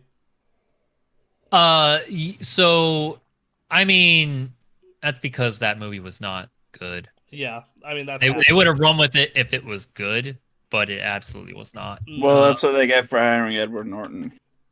Okay, look, Edward Norton's fine. Edward Norton is a fine actor. Do not. I think that's good, but like there's stuff about that movie like it that sums up everything is like how they introduced the genius is like guy gets knocked over, stuff falls in his head, and within a fraction of a second he just starts smiling. He has no idea what's in that. Why is he okay? This is a bad movie, right? Okay. Yes, that is not a good film. But anyway, Well, I hear that Ed Norton is miserable within that he was trying to demand creative control for Hulk in the future movies, and that's part of why he was replaced. I mean, I totally believe Edward Norton possibly being a dick to work with in movies, but also after that first movie, if I were Edward Norton, I would want some sort of control. Yeah, no, that is a fair point. It was not a good movie. Okay, so they have the introduction to Hulk, which is really good. They set that up well. Captain America is where we left him, at the end of first Avenger, and but for those of you who didn't see that movie, they have some nice clips showing off. Oh, okay, this is who Captain America was. Mm-hmm. I like how this part really sets up who these characters are to people who never saw the movie. By the way, in the chat, Netflix has a lot of Spider-Man movies in Norway at the moment. Here, that is not the case. So here's a story from IGN. This story came out, doesn't give a date. Oh, there it is. April 21st, which was a few days ago. Let's see. Disney Plus, Sony, and Disney reach an agreement. Comes 2 weeks after Sony Pictures and Netflix have signed a multi-year contract to give Netflix first-run rights to Sony films after they play in theaters. The new Disney deal covers the period after that, meaning theatrical releases from 2022 to 2026 will head to Disney streaming services and other television networks. Okay, so yeah. Okay. Let me ask you, Jens, a question real quick. I know we're not on Spider-Man, but do you believe the rumors that we're going to get, like Toby and Andrew Garfield and the guy who played Doc Ock in the next Spider-Man movie? Well, Doc Ock is confirmed. He came out and said it. Like, he's like, yeah, it's happening. But do you think we're going to get Toby, or do you think it's like too good to be true? Do I believe it? No, because I don't want to be disappointed. Right. Do I want to believe it? Absolutely. Yes. That's where I'm at. By the way, answer in the chat. VPN is the answer to that. Then hell yeah, yes, yes. Get a good VPN. But I bought those Blu-rays, so I'm good. Bronson's fine. It's me. I gotta. I bought those Blu-rays a long fucking time ago, so that's. Oh yeah, I have all the Spider-Man movies too. So. Anyway, they show off. The introductions to each characters take a total of about 30 minutes or 25 minutes of your time, but they do such a good job of it. They do such a good job. We talked about this earlier. Is that like they had to do this, right? There's no way like this was obviously going to be an event, like this multi-movie pairing. Like this movie in itself was like an experiment of bringing all these different characters together after having each of them having their own movie. In Iron Man's case too, and it's like Robert Downey Jr., Chris Evans, Chris Hemsworth. What's her name? Scarlett Johansson. Scarlett Johansson. I don't know. We knew Mark Ruffalo a bit. He was in Shutter Island. Oh, I love Shutter Island. Such a fucking good I've movie, seen that movie so many times. right? Yeah. But And this was a real good setup. Mhm. I think that for the initiated, it's a little slow. Especially the first 10 minutes of that fucking shield base blowing up. I was just Yep. like, Jesus, this is taking forever. No, I enjoy it. Did take forever, but like I was hooked because like one Loki entering in, like that was kind of the first twinge of like crossoverness Mm-hmm. because I don't think they crossed over much before then. Mm-hmm. And then to see him easily get Barton and what's his name, Doctor Selvig. Guy Dr. Selvig, Selvig, yep. so quickly to turn on them was cool, but like obviously not actually the most exciting because it's not the heroes that we care about necessarily. Mhm. Hawkeye had only been in for a brief cameo, and then yeah. Samuel L. Jackson's just being Samuel L. Jackson. I don't know Um, about you guys, but I saw that movie in theater 4 times, and by the fourth time, I was over that like beginning scene. Like I think I I was was I was going to the concession stand the third or fourth time I during was that over it scene. the first time, dude. I remember when I saw it for the first time, I was like, "Oh no, this movie's gonna blow." Oh no! like, What? like, What? Come on. look at the time. I'm also not a big fan of Kobe Smulders, and she's like kind of in that first scene a lot, and she just like acts so serious, and I don't think she sells it very So here's well. my problem with her. It has nothing to do with that. It has the fact the my problem with it is the fact that the entire time, every single time I watch her, I just think of her fucking How I Met Your Mother character. Like that's Yeah, that it. doesn't That's help. my biggest problem with her. Is just like, and in the summer of 2012, your Aunt Robin became an Avenger. Like that's Whatever. You just got me so much more interested in How I Met Your Mother. it's a good show. I'd recommend it. I believe it. I believe Jason it. Segel's in it, so I mean, I only have time for so many shows, unfortunately. I've been Yeah. told to watch so many goddamn shows. I still haven't finished WandaVision. I just rewatched The Sopranos on and over and over again and Infinity for the rest of my life. I don't watch new shows. I just can't. That's fair. I also just finished watching Arrested Development again, so I've gone through like I'm literally thinking about going through My Hero again. Like I need to watch My Hero. That's on my list. I gotta get to dude, it. When I gotta get One Punch Man, and then I gotta get My Hero. wrap JoJo, then cut to One Hero. One Hero. I have a JoJo night this week. We're gonna make some progress. Wrap JoJo, then go to My Hero. I like My Hero even more than I liked One Punch, and I like One Punch quite a bit. Sure. But like, dude, My Hero. I have not binged an anime like that in almost a decade. Okay. Like, I'm That's sitting fair. here, like, I fucking hate watching animes in Japanese. I'm just not a subs guy. And even then, I'm, like, looking at these Japanese episodes that are coming out every week going, like, I might want to jump on that. You don't like subtitles, Bronson? So I like to fucking be able to do other shit while I watch TV. Right. Yeah. I see. I like, because, like, I have this 2-monitor setup, so, like, I'll have TV here and, like, World of Warcraft or Destiny here. Or, like, I'll be playing a console game on that motherfucker and have the show here and the Discord here, And now all the No, I get that. I've been considering buying one of those, like, 3-monitor stream prongs that they have. Yep. And I'm just Yep. like... But anyway, back to fucking what we're saying here. Is we had... So you get this set up with them. And then you get, and then it's like, okay, hey, Loki's been located, so they send down. He's been located. Located. I was thinking about saying that. I'm glad you said it, Aaron. It sounded better when you said it. If I had said it. You had your own pun. That's my turn.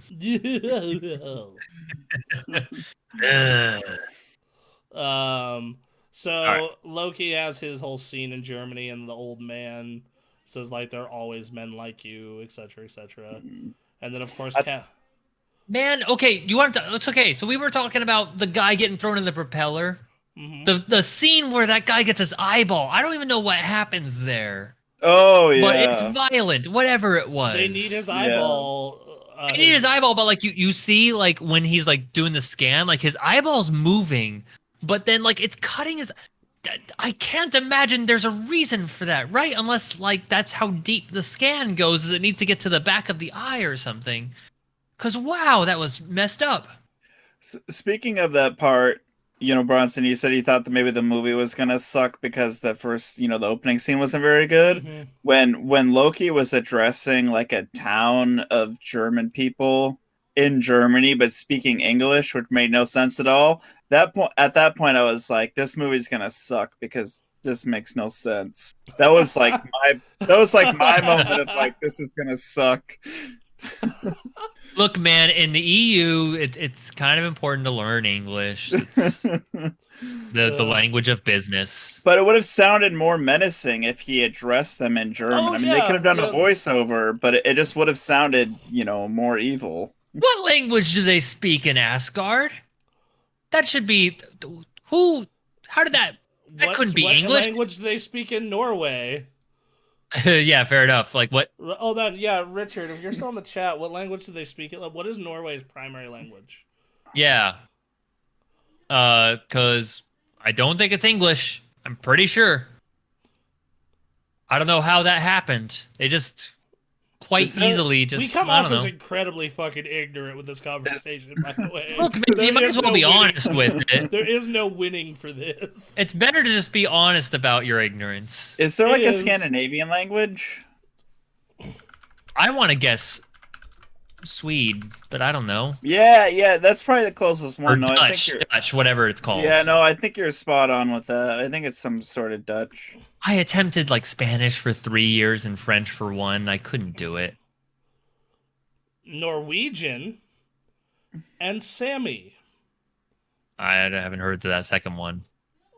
Well, It's probably I would just slang. like to say that all three of us are probably mentally handicapped because Yes. no one thought of speaking Norwegian In Norway. in fucking Norway.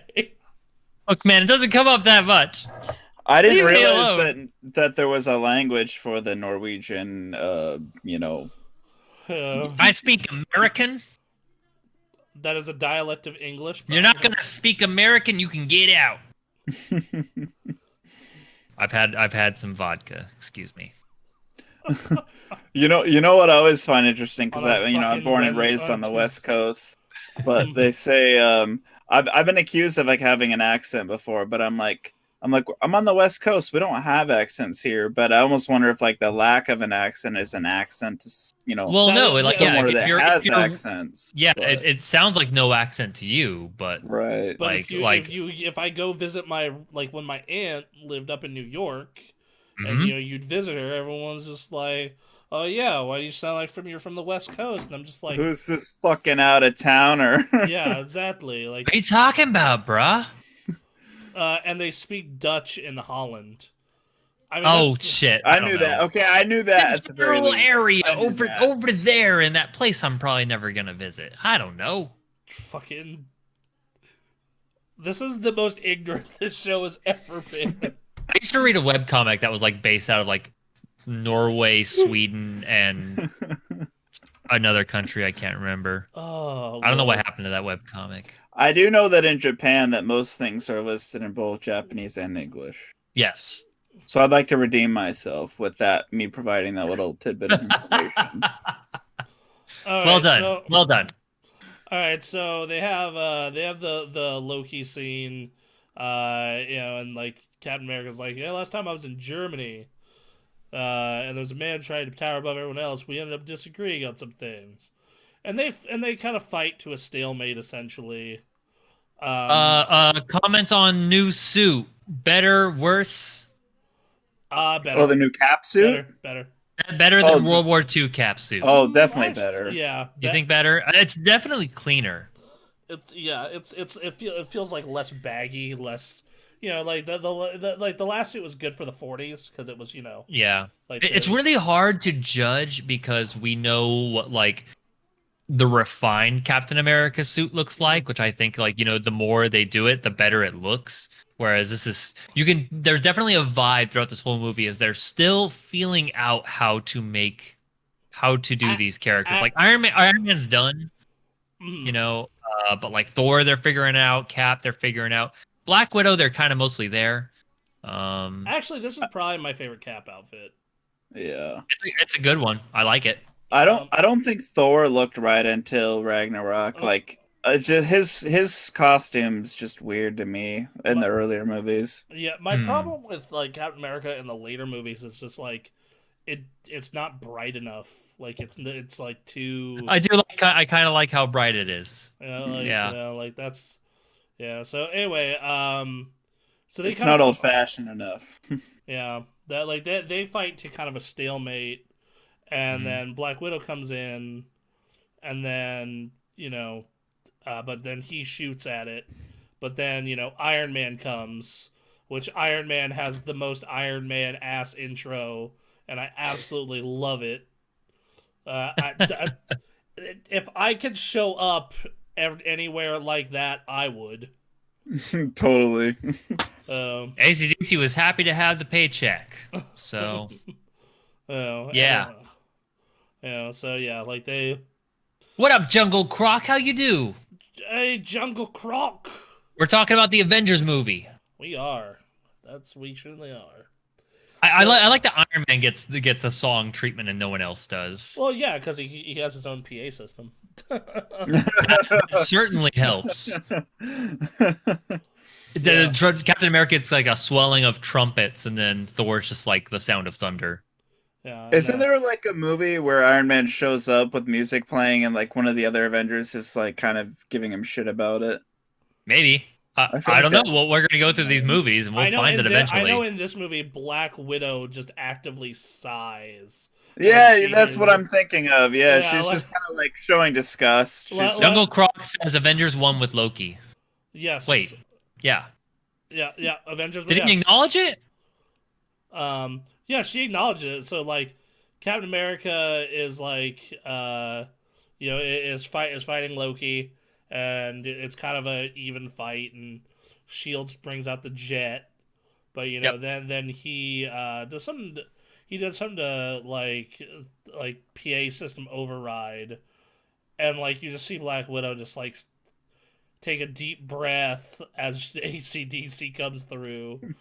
Tony blasts him, and he's like, "Put the staff down, Reindeer Games. Shoot to thrill." Yeah, like great scene. It's like Stark, Captain. Yep. And then they get him on the ship, and like you hear that he's playing. Yeah, no, it's a great scene. Could not have had a better intro to combat, Tony. Which again, like AC/DC was the beginning to the first Iron Man. Like AC/DC is a perfect soundtrack band to Iron Man, except for Black Sabbath, of course. But right, you got to throw in some Black Sabbath. One of my actually biggest complaints about later Iron Man in the MCU is that they start to go away from the fact that Iron Man loves classic rock, and like I would have loved to see. I'm not gonna spoil anything from Iron Man 3, but I would love to see in Age of Ultron a scene like this, in Infinity War a scene like this. Like I don't know why they didn't keep it going. Was it 1 or 2 that played the song "Institutionalized," which I only know from the Tony Hawk Pro Skater soundtrack? It was like a punk I song. think that's the first one, man. Is that the first one? Because yeah. like that was a good pull. Like totally. The first movie's a little more punk rock, I think, in a way, so it definitely fits with that one. Like the Avengers game uses goddamn Iron Maiden. Which cool. fucking course they did. Yeah, it's such a good scene too. It's a good scene. It fits, and also Iron Maiden fucking rules. Yes, absolutely. Okay, so Jungle Croc brings up Cap describes Loki as Hitler. Where did this come from? Like Loki, because the first Thor movie, he sends down the Sentinel, and like that Sentinel gets defeated and whatever. But Loki doesn't like visit Earth, right? No, but like he's doing the Hitler comparison because Germany towering over above everyone else, etc. Yeah. I know, but like, does Loki know about this? Is like, No, no. or are people like aware of Midgard or something? Like, so where does this speech come from? Is this like he had analyzed humanity He's just beforehand? analyzed humanity. Like that's Like he was just like in between the opening scene and this scene, he's like sitting reading a Wikipedia article. Like, well, like oh, okay. he had like a full year of planning this shit, so like Uh, that's probably where it is. I thought his speech felt really out of place, not just because it wasn't in the right language, but just because, like you said, he didn't, Aaron, he didn't really come to Earth. He didn't come to Earth before, and he wasn't really that familiar with the humans. It just felt a little soon, maybe. It fits his But character. It just yeah, it seemed to come out of nowhere. That's the thing. And like, yeah, and exactly. yes, Loki making himself feel like he's better than everyone. That is completely in line with his character. Oh, Absolutely. It was just I without was a looking doubt. for that moment that like, okay, I could see how he went from here to here. He just seemed he had a judgment for humanity that was, I could see the perspective. There's a boomer moment for Cap too. Captain America is just a constant boomer moment, and that's fine. The best boomer moments. He has one coming up that I'm gonna bring up. So Yeah. they're on the plane. They're talking about how that was too easy, and then lightning strikes, and just like Oh. afraid of thunder. Not a fan of what follows after. Uh, and then Thor kidnaps Loki, and then Iron Man chases after. Captain's just like, and this is a line that's cheesy as fuck. It's just like, we Uh-huh. need a plan of attack. I have a plan. Attack. And I'm just like, I was watching this. I was watching this literally a few hours ago, and I'm sitting here like as I hear this line, I'm like trying to think of like Robert Downey Jr. in the booth. Like, how do you read this and make it sound not like the worst fucking line? yeah, I think that I think he did all right with what he had, and I bought it. It was fine. It's comic books, right. And then Captain America with another boomer movement of just like Black would be like, these are literal gods, Cap. There's There's only one God. There's They only don't one dress like God, that. ma'am, and they don't Oh dress my like that. gosh. That was Yeah, foreshadowing him having to listen to Quill. Yeah, right. That one line from Cap really, it's painful every time I hear it. It's only one God, and he doesn't dress. America's a Christian nation. Anyway, gotta go. Oh my lord, that line makes me cringe every time. Yeah. Yeah. I get it, but also, whew. I feel like maybe Captain America would say that, but I don't feel like Chris Evans, Steve Rogers would say that. I feel like No. he'd be more of like an agnostic kind of guy. But maybe that's just my take on The spirit of America, when you understand like the creation of it, is not inherently Christian. But I couldn't understand how Steve Rogers of the 1940s might be a Christian, and I understand that, and I accept that. So Jungle Croc. Okay, Cap, we get it. You're probably had to throw Yeah. 50 Bibles thrown at him when he was younger. Yeah, exactly. oh Lord. So okay, so they arrive on the ground. They arrive on the ground, and Thor and Loki have their conversation, and then Tony takes Thor, and once again another one-liner from this movie, just like Thor's like, "You didn't listen to me, Loki," and then he gets hit by Tony. He's like, looks back, Listening. okay, I'm listening. What's good is they have a like a serious conversation, and it just like immediately takes you out. And That's right, God, it's boys. funny. Marvel Throughout this whole movie, I was like imagining, oh, check that out. Hey, Jungle thank you. Croc. Thank you for the follow. Hopefully you enjoy this conversation. We talk comics on Discord all the time. So, and this is a weekly series, so we're going through all the Marvel movies. Hell yeah, Vegeta. Damn Also, right. I don't know why our Streamlabs commands aren't working. Are they not working? I've tried to use them twice today, and they both have been like, "Hey, fuck you."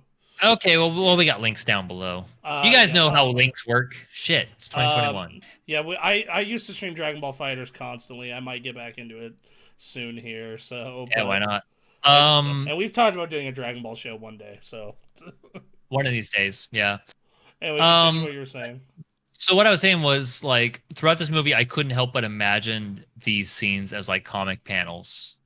Like reading some of these lines, like, okay, this is kind of nuts for a movie, but as a comic book, I can totally see how like someone tried to write this for a comic book and then like Yes. transfer it to a movie. Yes, 110% yes. Yeah. Yeah. No, makes complete sense. Yeah, Yep. especially Robert's line about "I have a plan, attack." I mean, that's straight off a panel in a comic book. 100%. Yeah. Yep. So yeah, like that was a thing, and then they have their big fight, which is so good, and you get to see, and it answers a lot of good comic book questions, right? Of like, all right, what happens if Tony gets hit by the lightning? What Thor gets hit by the unibeam? Yeah. Cap's Shield. shield and the hammer, like, does that work? Yep. Etc. Etc. Like, Yeah, that's fun. No, like all that shit's great, And you can see like how that can help, each other in later fights. Especially the hammer and shield bit. Mm-hmm. Good times. And then yeah, just the banter between them is all good. And that this is the real first scene of like, other than Hulk, because again, that whole movie, whatever. But like those three interacting with each other finally for the first time, like these big kind of mega stars put together. Oh, it's so good. Yeah, like so no 110% on that note. Like could not have asked for better. Yeah, like that's so they have their whole fight scene and Captain America breaks it up eventually. Thanks to his vibranium shield. his vibranium shield that at times even I question, like, really? Okay. It's vibranium, god damn it. Yeah, no. All right, so and then everyone's back on the ship. Yep. Well, yeah, commands are just not working at all. Yeah, no, they're just not working. That's fine. I don't know what's happening, but that's fine. Okay. You guys could just blame me because I'm the guest. Yes. It's all Derek's fault. Fair enough. It's broken. Yep. God damn it. But okay, fine. Here is everyone. Here's our Discord link. You're just pasting the link. Okay. Here, join. We talk comics. We talk cool shit. We swear you'll love us. We're playing Halo tomorrow. We do play Halo and Avengers. Yep. So okay, so then they get on the plane. They finally decide, fuck it, whatever. I'm trying to remember. Did they go to the helicarrier after that? Yeah, almost immediately. Okay. On console. That's the question, isn't it? Halo. Avengers were playing on PC. Halo were playing on. Avengers wise, yeah, we're playing on PC right now. Right now, eventually we'll branch out into other stuff. The one where they introduced cross save. God damn it. They introduce, so yeah, they do introduce the helicarrier immediately. They do the Loki showing like his prison, and like they'll drop him to his death essentially. Yeah. Then they start showing the different tensions between the Avengers and Tony trying to get Bruce to transform and all that different stuff. So watching them all interact with each other is hilarious. A good time. Robert Downey Jr. being Robert Downey Jr. That guy's playing Galaga. Yeah, Didn't think we would notice. Like, yes, that fucking top tier actors being top tier actors. I gotta say something about that scene real quick. For the longest time, I thought Tony was saying Batman is playing Galaga, like he was making fun of the guy, but he was saying Batman. But I heard Batman for probably like the first 20 times I watched that movie, and I watched it with the subtitles, and I was like, oh shit. Okay. Mm-hmm. That you can't be sued for saying Batman, right? You can't. So yeah, they're just all playing off each other so well because every one of these actors is too fucking good at what they do. Yep. But then Loki being Loki, combined with like the Hawkeye attacking, Sure. because Loki planned to get captured. Yep.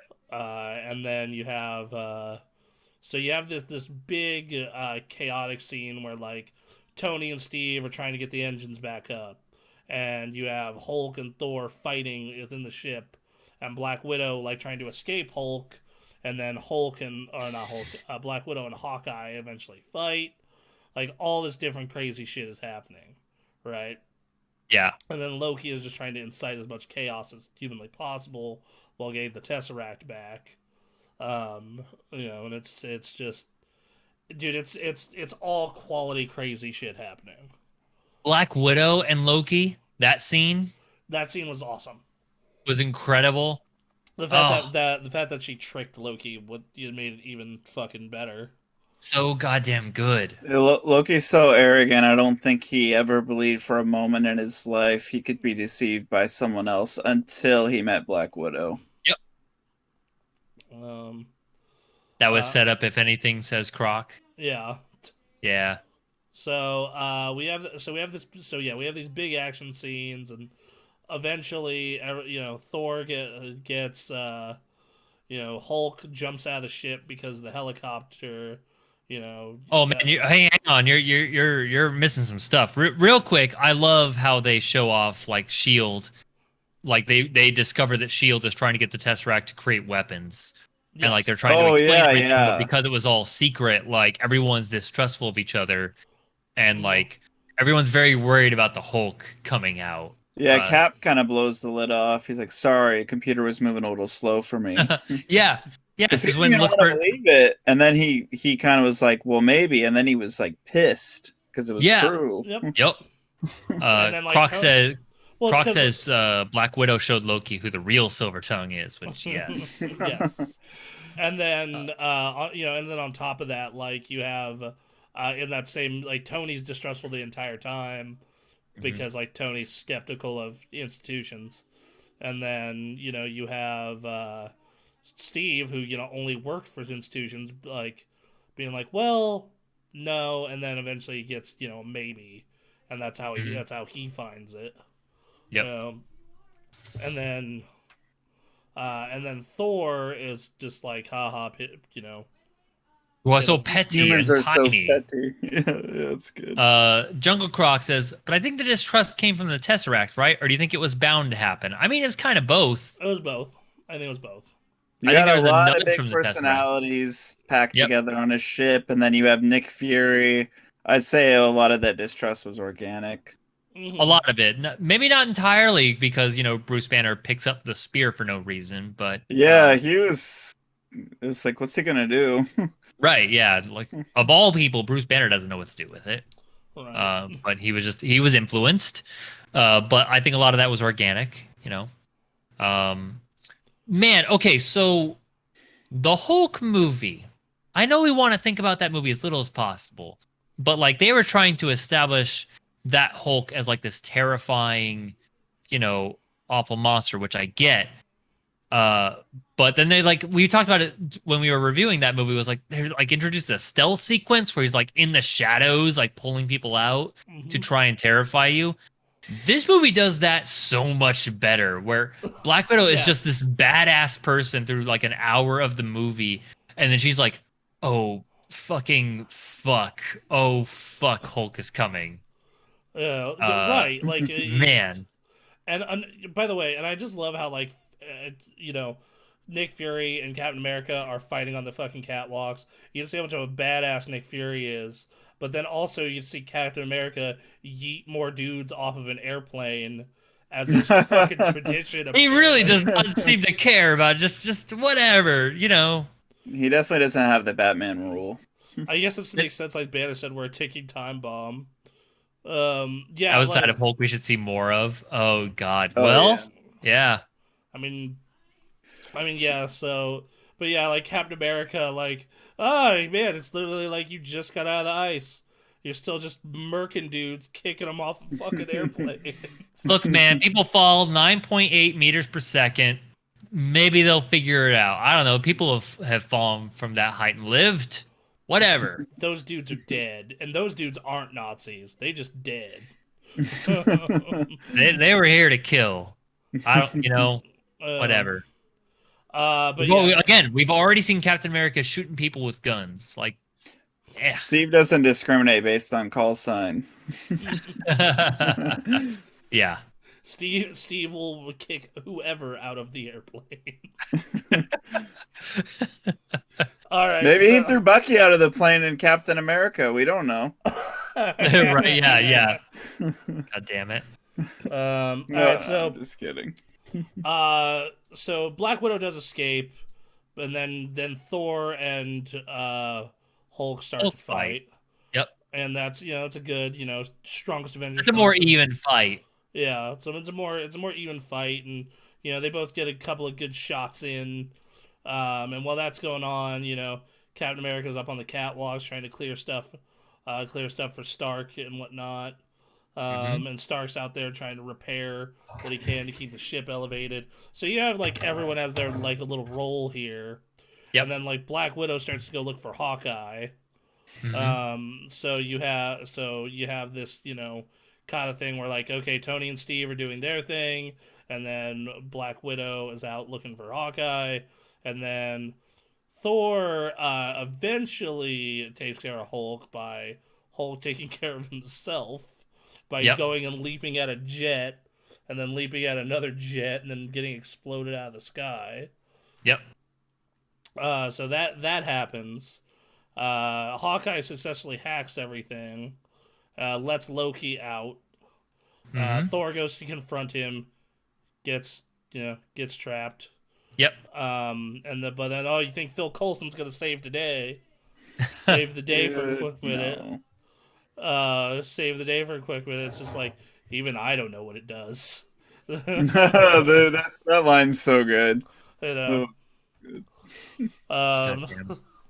So yeah, so you have that, and then it cuts to the Black Widow Hawkeye fight.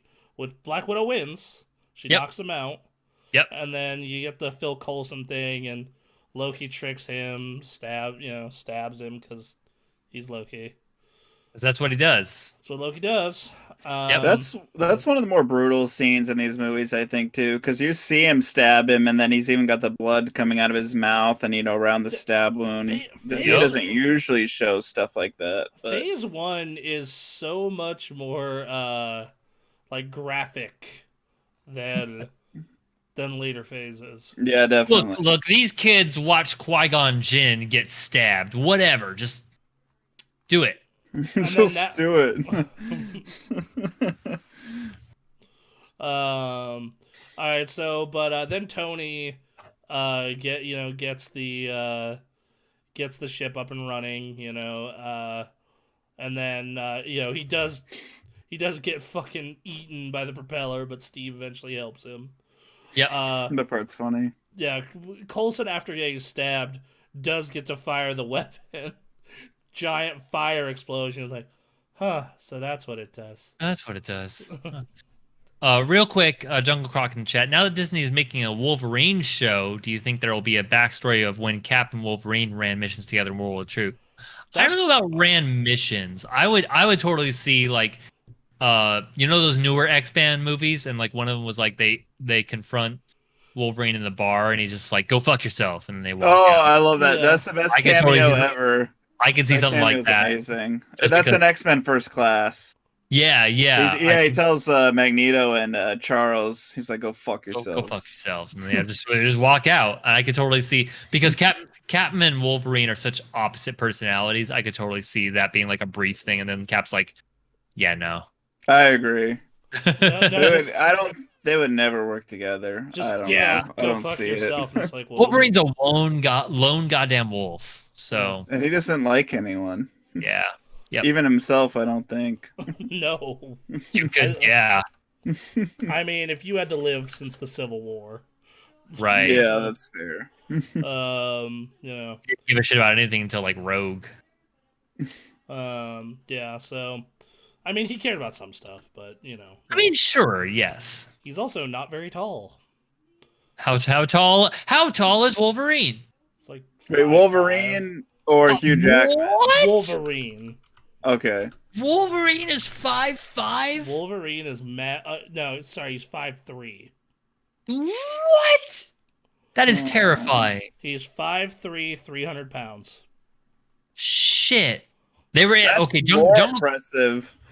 Jungle Croc with the comic trivia. They were in the Howling Commandos together. They fought Dracula too. Well, shit. That's a show I want. Yeah, that sounds cool. I would make Disney make that his fucking show, dude. Fuck. I would be up at midnight on Disney Plus every Thursday with bells on. Holy Hell shit. yeah. But he's 300 pounds because of his skeleton. He's Canadian. He was born in the late 1800s. Yeah. And Hugh Jackman was 6'3", apparently, so it was the opposite of the Tom Cruise problem. That's why everybody's been telling us. A lot of people I know have been wanting the Letterkenny guy to play him. Oh, really? Because he's like Canadian and not super tall and not super well known. Wow. I'm trying to remember the Letterkenny's actor's name. Mr. Letterkenny. It's inevitable that someone's going to replace Wolverine at some point, but I'm going to take it as such disrespect no matter what. Kiso. Okay. Because he's Canadian. He's not very well known. He's not exceptionally tall. He's 5'10". Okay, hear me out. Mm-hmm. The guy who played Howard Stark in the first Avenger. That could be a good Wolverine.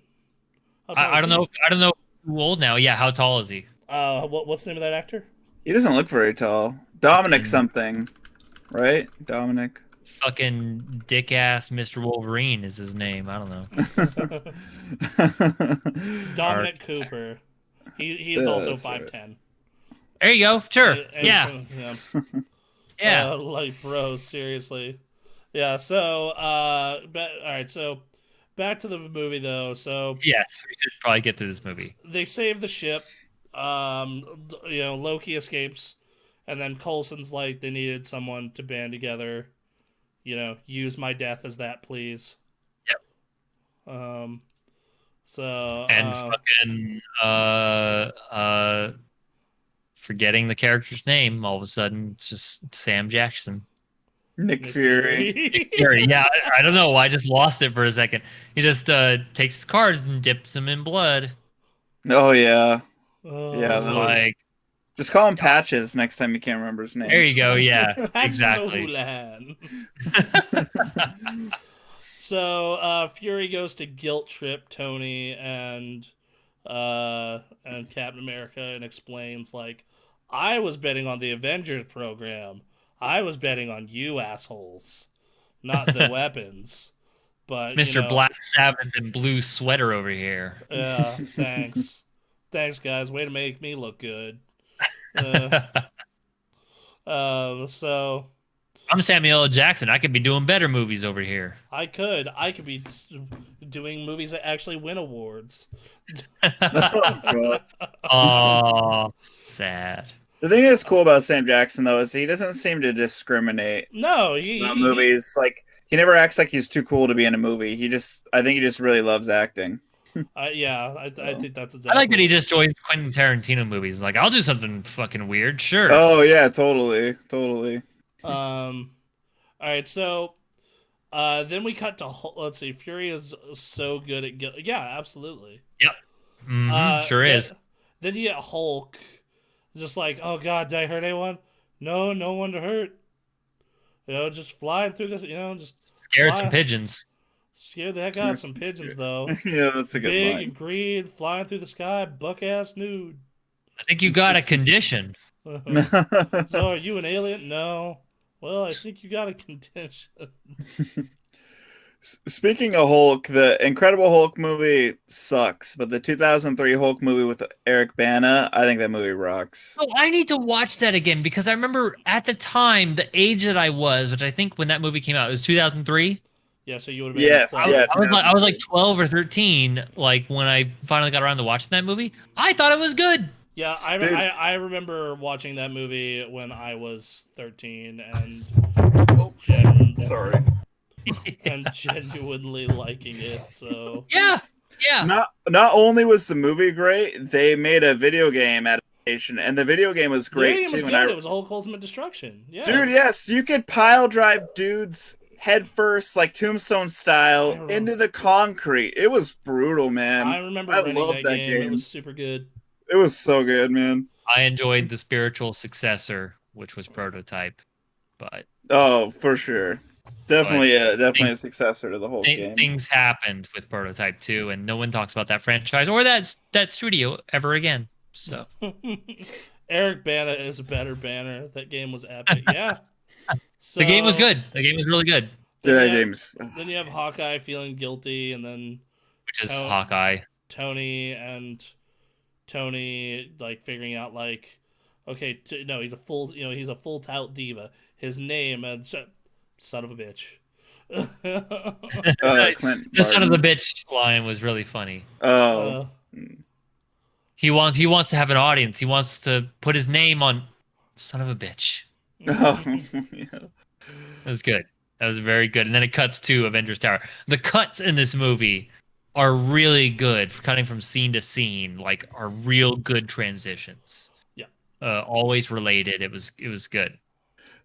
Tony Stark saying "son of a bitch" when he's realizing that it's going to be at Avengers Tower is one of the very few moments where he actually shows self-awareness. Yes. Yep. So they start getting the forces together, and then Maria Hill's like, "Those cards were in his locker. Yeah, they needed a push. Shut up." Yep. Yeah. Then Tony Stark is like, "Oh, it's just like, not talking, threatening." Yeah. Oh, that scene. Oh, a lot of the scenes that happen from this moment on are just Oh, they're iconic. fantastic. Iconic. That's a good word. This is the Battle of New York is what sets this movie apart.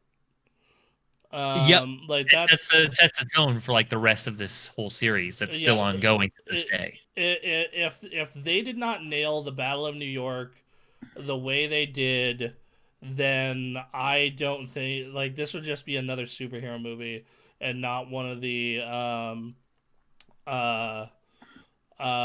not one of the just good superhero movies. Also, I believe like this is the first MCU movie where they actually fight to protect New York, which is like the core of Marvel Comics because it's all set in New York. Right. Because like let's see, Iron Man 1 and 2 are in California. Hulk is in New York. Hulk takes place Hulk is in New York, but like at the end bit, I suppose. Yeah. Captain America, a good chunk is in New York too, obviously, because he's from Brooklyn. You're right. He's from New York, and then he protects New York in the end, but they never like enter it. Yeah, and then Thor is in New Mexico. So this is the first time they actually like have a big battle in New York. Right. Other than the end of Hulk. Everyone ignores the end of Hulk because we all ignore the Hulk. So I do like how he tries to change Tony, but because of the arc reactor, can't. And it's just like, it's okay, everybody has performance issues sometimes. I very briefly considered Iron Man over Captain America just because Robert Downey Jr. just destroys the role like incredibly. Yeah. No, it's yeah. Like, is Hulk a San Fran hero? Is Hulk yeah, in San Francisco? That sounds right to me. I mean, I honestly don't know. But like I said, I don't know his origin. I just know in that movie he's in Brazil and then he's in New York. Yeah, I mean, in that movie, general, like in general, what's like I don't know, but Marvel superheroes tend to be stationed in New York, but maybe Hulk was different. I honestly don't know. The New York fight in the Avengers movie, obviously Cap would have fought probably harder than anyone because he's Cap, but I feel like him defending his home state, even if it's a state he doesn't know, probably drives him to fight a little harder. Or like even in that Captain America movie when he's on the ship and he's looking at all the bombs with like the city names on them, it's like when he sees the one New York, it's like his eyes get big, and then that's when like the fighting really starts. I just think that fires him up to fight harder. Dude, no, every New Yorker I know is like so unbelievably proud of their city. Oh yeah, I learned about this from the movie Madagascar of all movies. I learned about this from like meeting a bunch of my aunt's friends who were natives there, and them like never shutting up about New York. I remember we were driving through like the East Coast. We were not going to New York, we were driving by it, and we could see the silhouette of Manhattan, and it was like Oh, that's cool. incredible. It was That's like there cool. it created a feeling unlike any other city. Shitty. Just seeing the Shitty what? skyline like fuck, oh my god. Like no other city can do that. So It is there are very few cities that have anything like that. I think when you see downtown LA, I think that's another one of those, like when you're just like, this is just a monument to like, actually not seeing downtown LA or just flying over LA, like because you are sure. just like, what the fuck? Yeah. Look at how fucking huge this city is. New Yeah. York is built up because they had to. You know? Right. Maybe it's all the homeless and lived here my whole life, but when I see Seattle, I don't get that feeling. I'm just like, it's Seattle's honestly a small city that's still like dealing with the growth. Like my boss like still talks about how most of the city or like half the city was parking lots like 20, 30 years ago. There right. are parts of Seattle I see and I get that, but yeah, like for the most part, I get what you're saying. Google Croc says New York skyline is USA meta. When you're traveling south on I-5 and you're seeing like the Seattle skyline and the Space Needle and everything from I-5, like over the Sure. bridge, that's a cool view, but it's still Yes. not as impactful as like seeing New York would be. or No, like or yeah, not even Manhattan, like you were talking yeah, or about. like or another example is like when you see the Golden Gate and into San Francisco, and you're like, dude, Oh Yep. yeah, for Yep. yeah, sure. like For sure. what? Yeah, no, It's also hard to have that feeling when you're like when you know Seattle and it's like you're driving and it's like great, I can't wait to pick up some fucking human waste today. It's gonna be great. Well, that's NEC, dude. I remember when I was down in Vegas, and like, I know what, and like we were working Vegas, and Yep. like oh fuck, but like when you see that strip at night, like Sure. it's like whoa. It's a matter like, and I think that's any big city. Like you just get used to it because there are people Yeah. here who like I've had fucking. I remember I was an Uber driver here, and people were talking about like, oh, Lake Tahoe's so beautiful. You're so fucking lucky, and look at all the all these fucking casinos and like all these restaurants, and I'm just like, yep, it's Reno. Yep. Yep. Like and I and like and yeah, like I get the perspective. I look at Reno and I'm like, no, like yeah, there's some cool shit here. It's just Right. like it's yeah. I don't know. It was real funny coming in October before last, like seeing like the changes happening to like Virginia Street. Mm-hmm. And it's like, fuck, what's going on? And then I went over I had a room at the GSR. Hilton. I know it's not the Hilton, GSR. but Yep. yeah. But it's like I went over there and then I decided to walk around. It's like, oh, this is still the same stupid place. All right, great. Cool. Yeah. So no. So yeah. It's Yeah, it is what it is. When you're a local, you just you don't appreciate it. I've been to Vegas a few times. I just want to say, but even the first time I was there, I found it completely underwhelming. But maybe that's just because I don't like the desert. I like being near the ocean. That's another part about. So fair. here's the thing about Vegas. This is when you would find Vegas cool. Fucking go to the Strip at night. No, I drove down it at night. Yeah. That was cool. That like But- The one problem with the one trip that we were on was that we went at night in the winter. well, Yeah, I we was were- also we there. I were- was also there in December. we It was were- cold, we- dude. Yeah, It was cold and there was no one around. and we were No also one around. We were also poor as shit, so we couldn't even like we're like traveling to the top of like a casino area. It's like you can see this top thing, but you have to pay like $20. Like fuck that! I'm gonna go to the penny slots and get these fucking drinks. I'm gonna drink mojitos and bet like 20 cents on Super Jackpot Party. Dude, Like- I tried the only time I've ever tried White Castle because there's nothing like that up here in Washington, as you know. I waited Yeah. in line for like 2 hours and it was awful. It was like, what did I just wait in line for 2 hours for? Yep. All right, so I think the New York skyline is so popular in minds because so many movies use it. Made there in the past. Vegas during the day is just another. Vegas during the day is gross. Like Vegas during the day is like a festering fucking wound that's just like it honestly reminds me of Cyberpunk. Like and I don't mean the game, I mean like the fiction.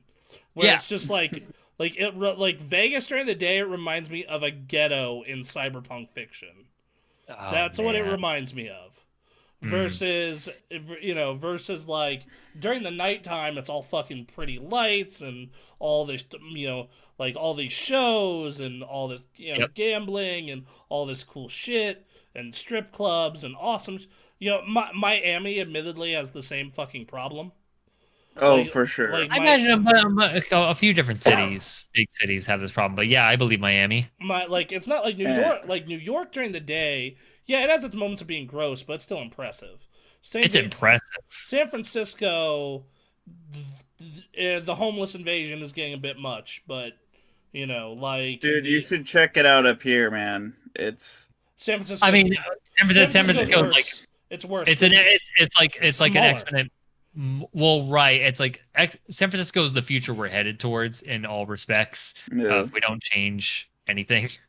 Well, you guys literally copy everything they do. So, I mean, We're trying to get ahead of like low income housing, but we're not going at the pace we need to. Aaron, are you directly in Seattle or just near it? I'm on Capitol Hill, baby. Oh, dude, really? Oh yeah. You ever been to Numos? The venue? Yeah, I've been in Numos. Yeah, I've been there probably like 200 times. I love that venue. But... Jesus Christ! No, I've only been a couple times. I don't go to shows that often. Oh, but yes, well, I don't anymore. But because I got burnt out. But yeah, I used to go to like 3 or 4 a week. So Jesus Christ, man! Wow. That was I was a young lad then. I don't have energy exactly anymore. Forget it. Anyway, so. Jungle Croc, Miami's their hometown. Miami does have that. It's my hometown, but it's quite still. Miami, like that, like the night scene, fucking amazing. Like other than the beaches, the day scene, it's very much like Vegas. It's a festering fucking cyberpunk dystopia nightmare. I went to Miami one time to visit my great grandma during the day, and I heard a lot of gunshots during the day. Great. During the day. Oh, dude, no. I remember when we were in Los Angeles with Los Angeles has that depending on the area you're in. I remember Anthony took a wrong turn and like we kind of ended up in an area that was like kind of hood and like fucking Brown and I are talking about like, dude, this neighborhood is so unbelievably hood. And like anyone can hear us that pops by our car at all. And like as we're having this conversation, Anthony just slowly rolls up the windows. And like we just start laughing our asses off.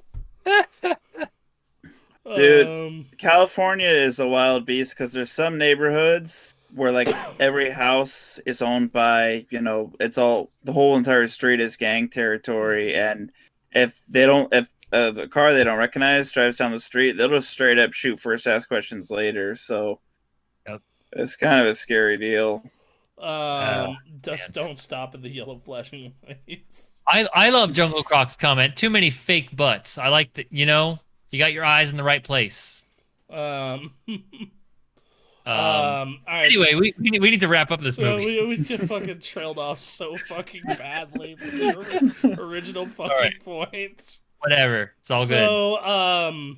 So the battle for New York starts, and Tony's off in the air doing his thing after his confrontation with Loki, and then Thor shows up, confronts Loki. They duke it out. Thor realizes, okay, I can't do anything here, so he goes to help with the battle. I've been stabbed.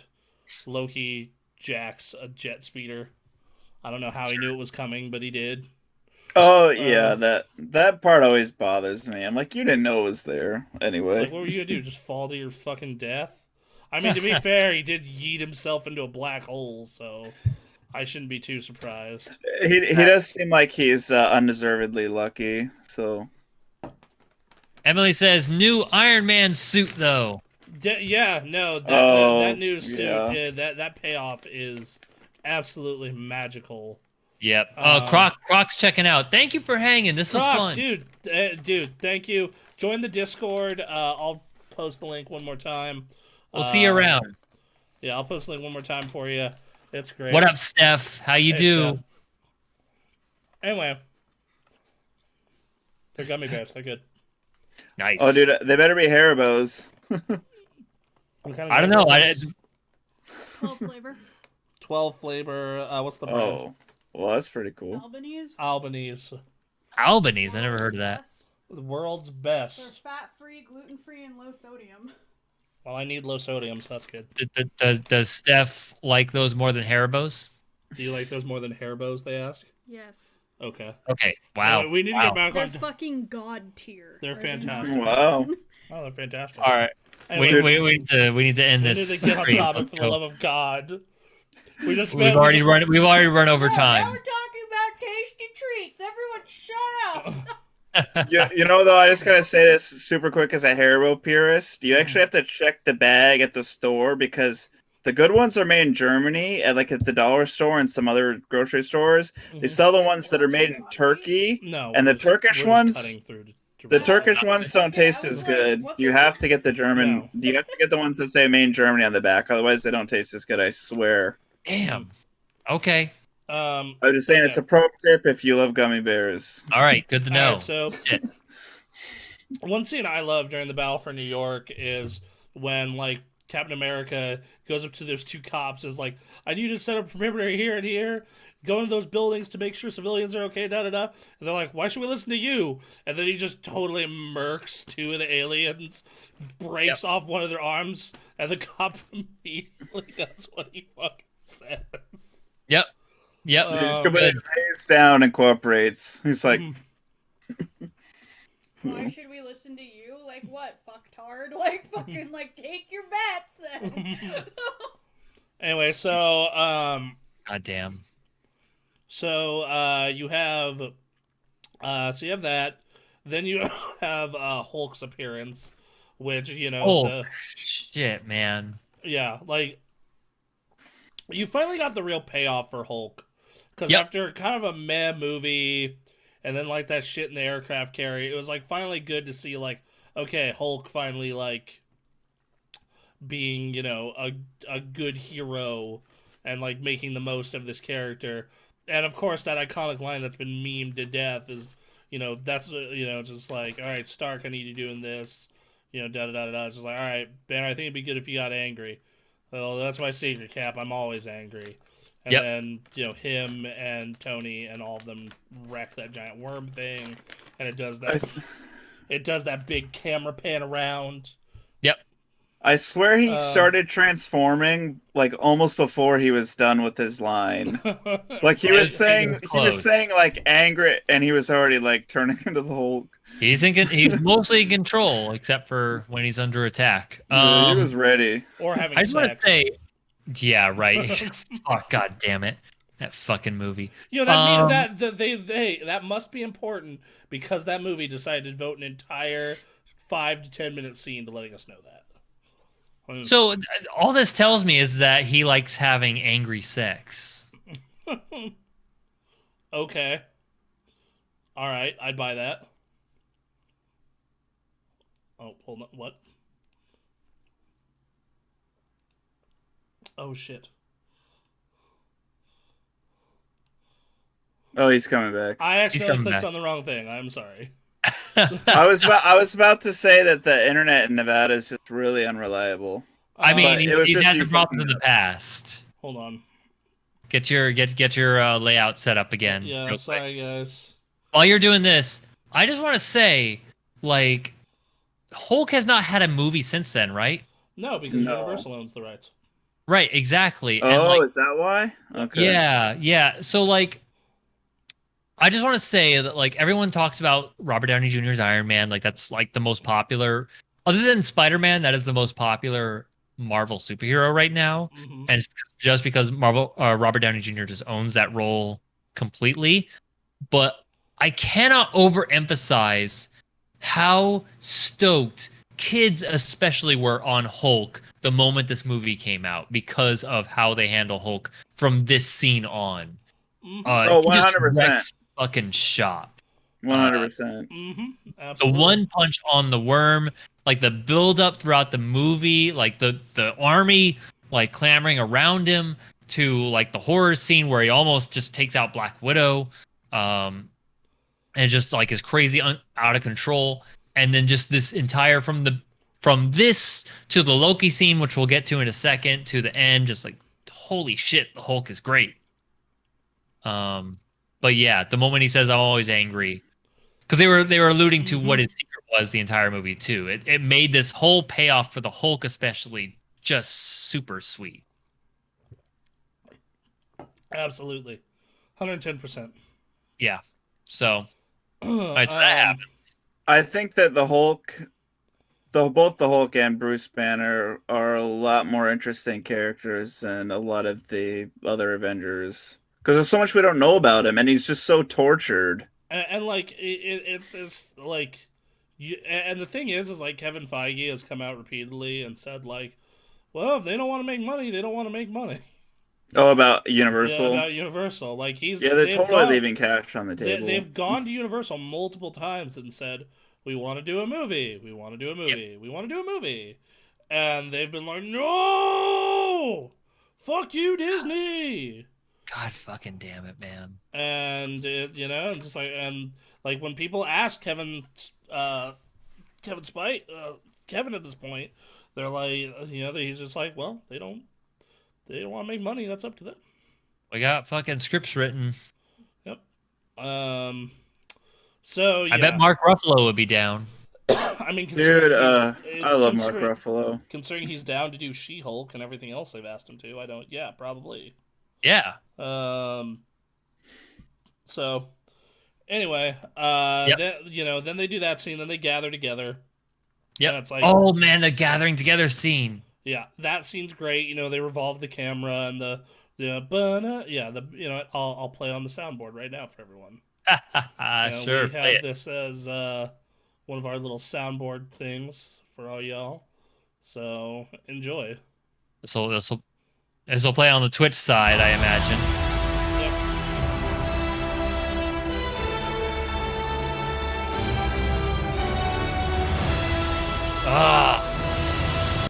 So good. Yeah, that sound. Yep. I'm gonna watch this movie again after this because I'm just ready to watch it again. It's a good movie. Already. It's a very good movie. That's and then Cap gives orders. It's like, all right, Stark, I need you in the air, set up a perimeter, don't let anyone pass. Thor, you help him out. We'll stay on the ground, make sure all the civilians are okay. And Hulk, smash. And then just you get that smile. And then there's like the scene of him going wild, and it's so good. It's a real good payoff. It really is. So there's that. Mm-hmm. And then, you have the shadowy government folk being like, okay, we need to nuke this city because this shit is going bad. And then Fury's like, no, it's a stupid decision, and I choose to ignore it. Right. Also, it's fucking New York City, you fucking dumbasses. Anyway, you want to nuke the biggest city in the country. Not only one of the populous cities, but like the center of capitalism. Like, good fucking luck. I think if the what do they call them? The council tried to nuke New York, John Wick would have just showed up and shot him on the fucking head. I mean, maybe, yeah. John Wick only responds when you shoot his dog. So fair. Retired. But he does love New York. He does. He does like, yeah. You're right. So okay. They try to nuke it, and he's like, no. He's like, no. But then the jet tries to take off with it. And then the jet proceeds to take off with it. But then Fury shoots it down, but another jet takes off with it. Mm-hmm. And so, and then, Were those jets piloted by human beings? Yeah. Damn. Fury just gives no fucks. Which, when these people are going to bomb New York City, I can't blame them. And then Hawkeye shoots down Loki. Yep. Loki ends up at the tower, and then gets the shit kicked out of him by Hulk. That yet another iconic moment for Hulk in this movie.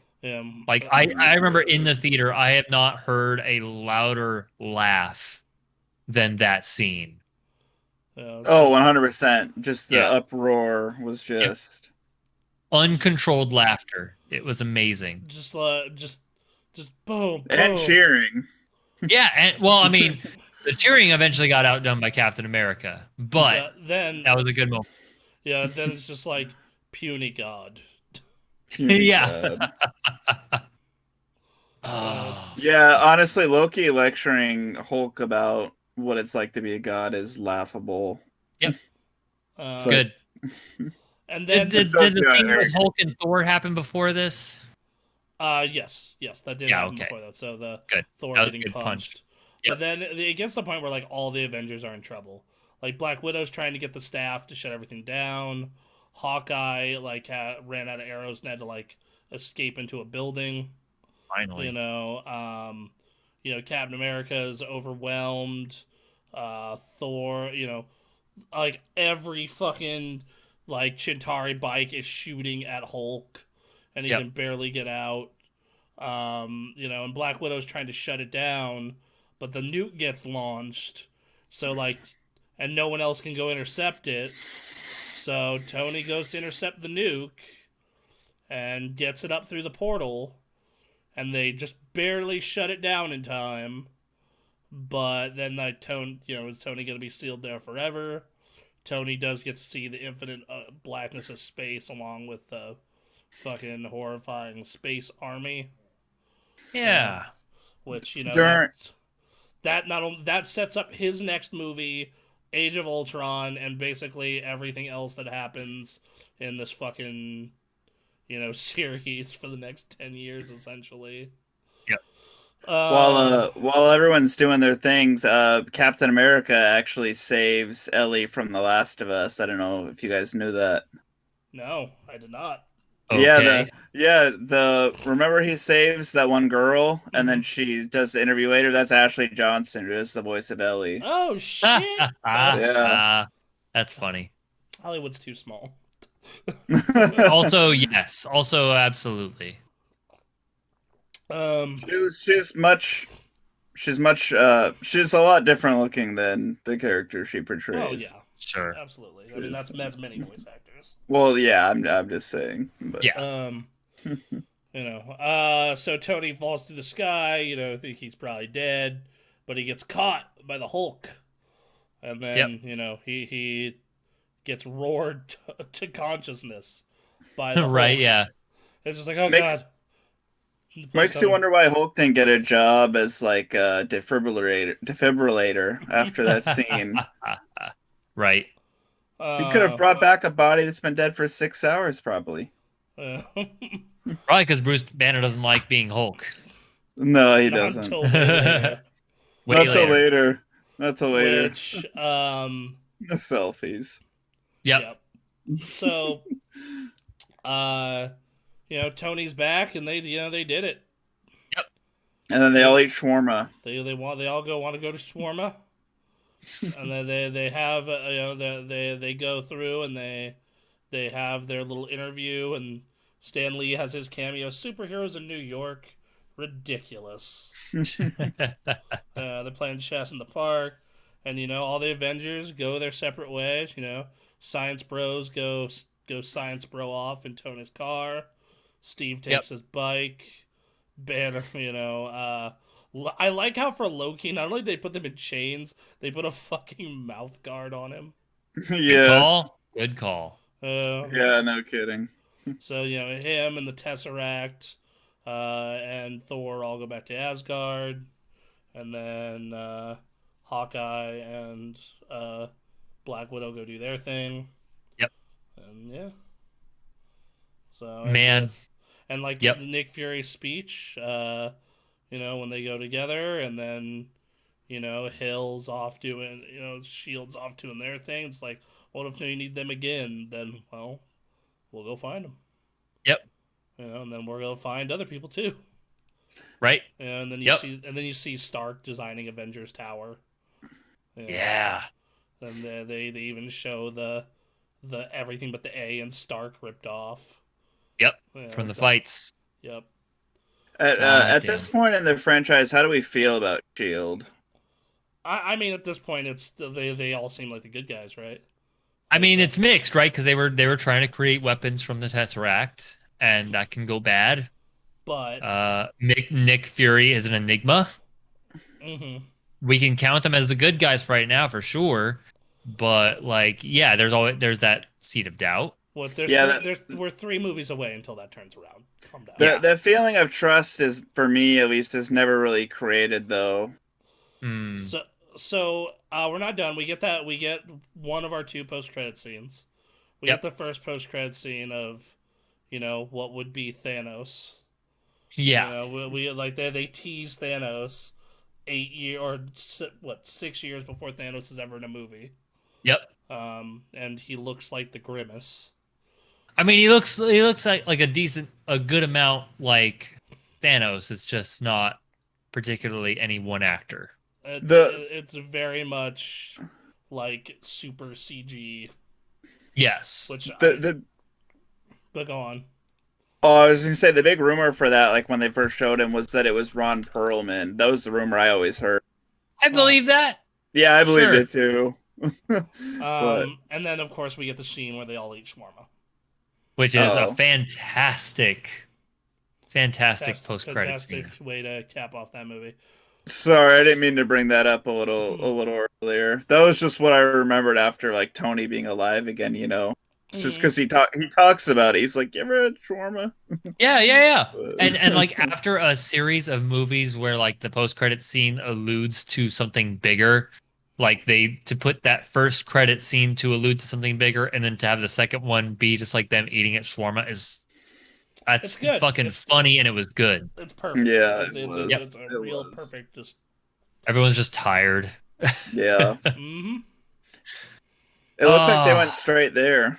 Yeah, right, yeah. right. It was destroyed, but whatever. Just like Halo, just like, look, we're hungry.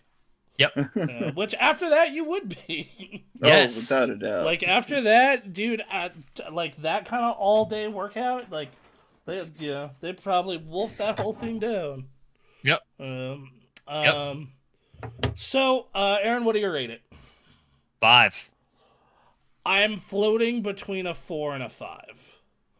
I really love parts of it, but also parts of it I'm just like you said. I remember back to my first time in theaters and even watching it now, I was like, oh, this is gonna suck. But that said, it's so much fun from once you get to that about 20-minute mark onward that I'll give it a 5. Yeah. I'll give it a 5. I'm also going to award it a 5 as well for many reasons, but the biggest reason is for a 9-year-old movie now with so many other movies in that saga.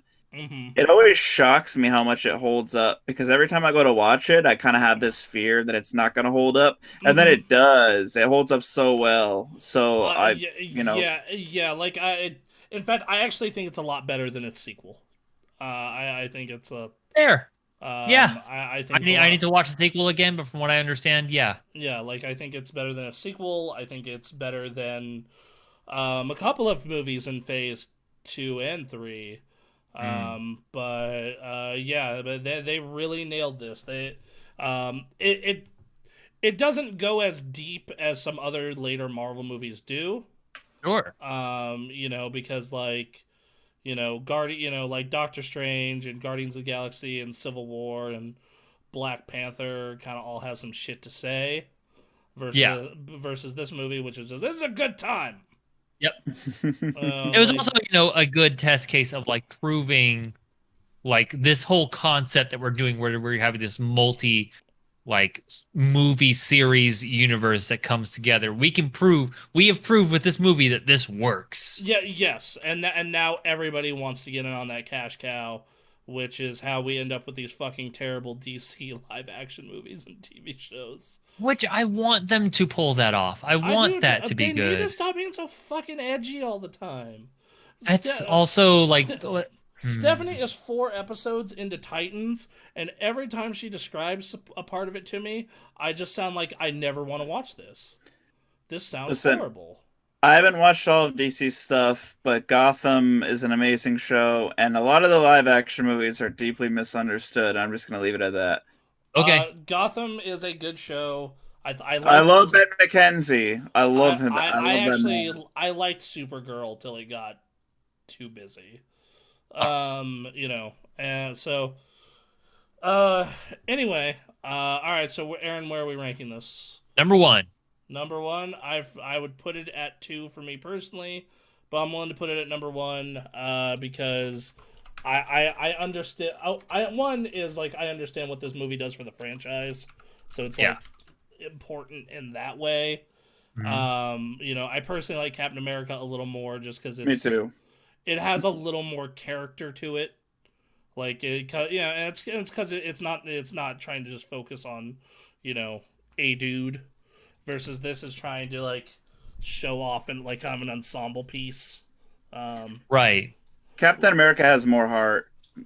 Yeah, It's yes. a more heartfelt film. I think the thing about Avengers is that there was heart to a lot of these films, and then they also brought heart to Hulk that wasn't there before. Oh, definitely. That's and true. then put all that heart together and watch them interact, and you realize that it works. The fact that they made it work is why that happens. Yeah. What about you, Chet? What would you do? Let's where are we putting Avengers? And where you think we should put Avengers? Yeah, I'd be happy to hear what chat thinks. But yeah, like I said, personally, I like Captain America a little more, but on this list, I'm willing to put Avengers ahead of it. You know, and just so everyone has their homework assignment for next week, Yes. we're doing Iron Man 3 and Avengers at once, says Emily. Okay. And then we're doing Iron Man 3 and Thor to the Dark World. This will be a fun week coming up. Can I just say something really quick? Yeah. Yes. Yeah. I think that Thor 2 is more unwatchable than The Incredible Hulk. Fuck. So I remember having a good time watching that movie, but I also had a decent time watching Hulk while knowing it wasn't good. I So was gonna say I don't know what movie you watched where you had a decent time during Thor 2. I watched that in theaters and I walked out thinking like, all right, yeah. So I'm ready to watch it again and see. I remember watching the last time I watched Thor 2 is for when I did something similar for that old website, and the entire time I'm just like, this is so fucking boring and poorly thought out, and it looks awful because everything is just fucking black and dark. It's so dingy looking. There's no vibrance. There's no Which is like color. half the appeal of the first Thor movie is like it takes place in Asgard, and so it's like this is incredible to look at. Whereas Dark World, like, yeah, no, I get it. Just it's like even they make Asgard look fucking dark and shitty in that movie. Yeah, they It's do. like fucking Lord. I'm excited to watch it again. I wonder how I'll feel about it. I don't know. And then I've never seen Iron Man 3, so I'm very excited. Yeah, I'm excited for the week after that. What's that? Because because the week after that is Marvel Phase 2, or not Phase 2. The next two, which is Captain America: The Winter Soldier, which is going to cause fucking fights. Yeah, it is. Know. Oh my and gosh. then Guardians of the Galaxy, which if you like, that's one of the 5 best Marvel movies in my mind. So, you know, we'll see what that. It's a fun time, for sure. And then so this is our month. This is the month of May. It's literally so first week of May is Iron Man 3, Thor, Dark World. Second week of May is Winter Soldier, Guardians of the Galaxy. Third week of May is Age of Ultron and Ant-Man. And last week of May is Civil War and Doctor Strange. Man, anime's gonna be real good. Yeah. Yes, Civil War and Doctor Strange. So the beginning of Phase 2 is kind of rocky. Yes. But once you get once we get over that Age of Ultron hump, it really does become mostly just all killer shit. Right. That's when it becomes the Avengers or the Marvel and the MCU that we know. Yeah, and like, well, I mean, Captain Marvel, I don't love it, but most other people do. But, And it's still better than like some of the shit we're dealing with in Phase 1 and Phase 2. But, so yeah. Anyway, guys, it's been fun. So our current ranking for ranking the MCU, Hulk is in dead last, is a horrible, boring piece of shit. But you get to find out that Hulk can't fuck. Yep. Oh yeah, that is the movie that we find that out. Yeah. Uh-huh. Next up is Thor. It has some good bits, mostly kind of dry. Iron Man 2, not as important to the universe, but still a good time. Yeah. Iron Man 1 starts off the whole MCU, very important film. First, about 3/4 of it are wildly entertaining. It falters because of giant robot Jeff Bridges in the end, but still, great flick. Yep. Captain America, the first Avenger, is a fun fucking time from start to finish. It has a ton of heart. You love seeing the story of Steve Rogers. Great flick. Mm-hmm. Avengers. It has some kind of shaky, wobbly bits, but the other stuff that's so good in it makes you completely forget most of that. And for just an iconic film. Yep. So that's where we're at now. That's our worst to first. We'll be back next week putting in Iron Man 3 and Thor 2. Yep. So, yeah. And thank you all for joining. This was a good time. Yep. And, Derek, thank you for being on. So we're going to raid someone called... Yeah, thanks a lot. I had a blast. Thanks for having me on, guys. Appreciate it. Absolutely. Let's go. We're going to raid one of our favorite people, Lexi. Sure. Let's go say hi to her. All right. Everyone get ready. Get ready. All right. All right, 2. All right, anyone else? We don't get enough people, it might not be worth it. Yeah, if only 2 of y'all want to jump over, yeah, that's not worth it. That's not worth the time. All right, so anyway, I guess that's it, everyone. Bye. We love you. All right, guys. Have a good night. Bye.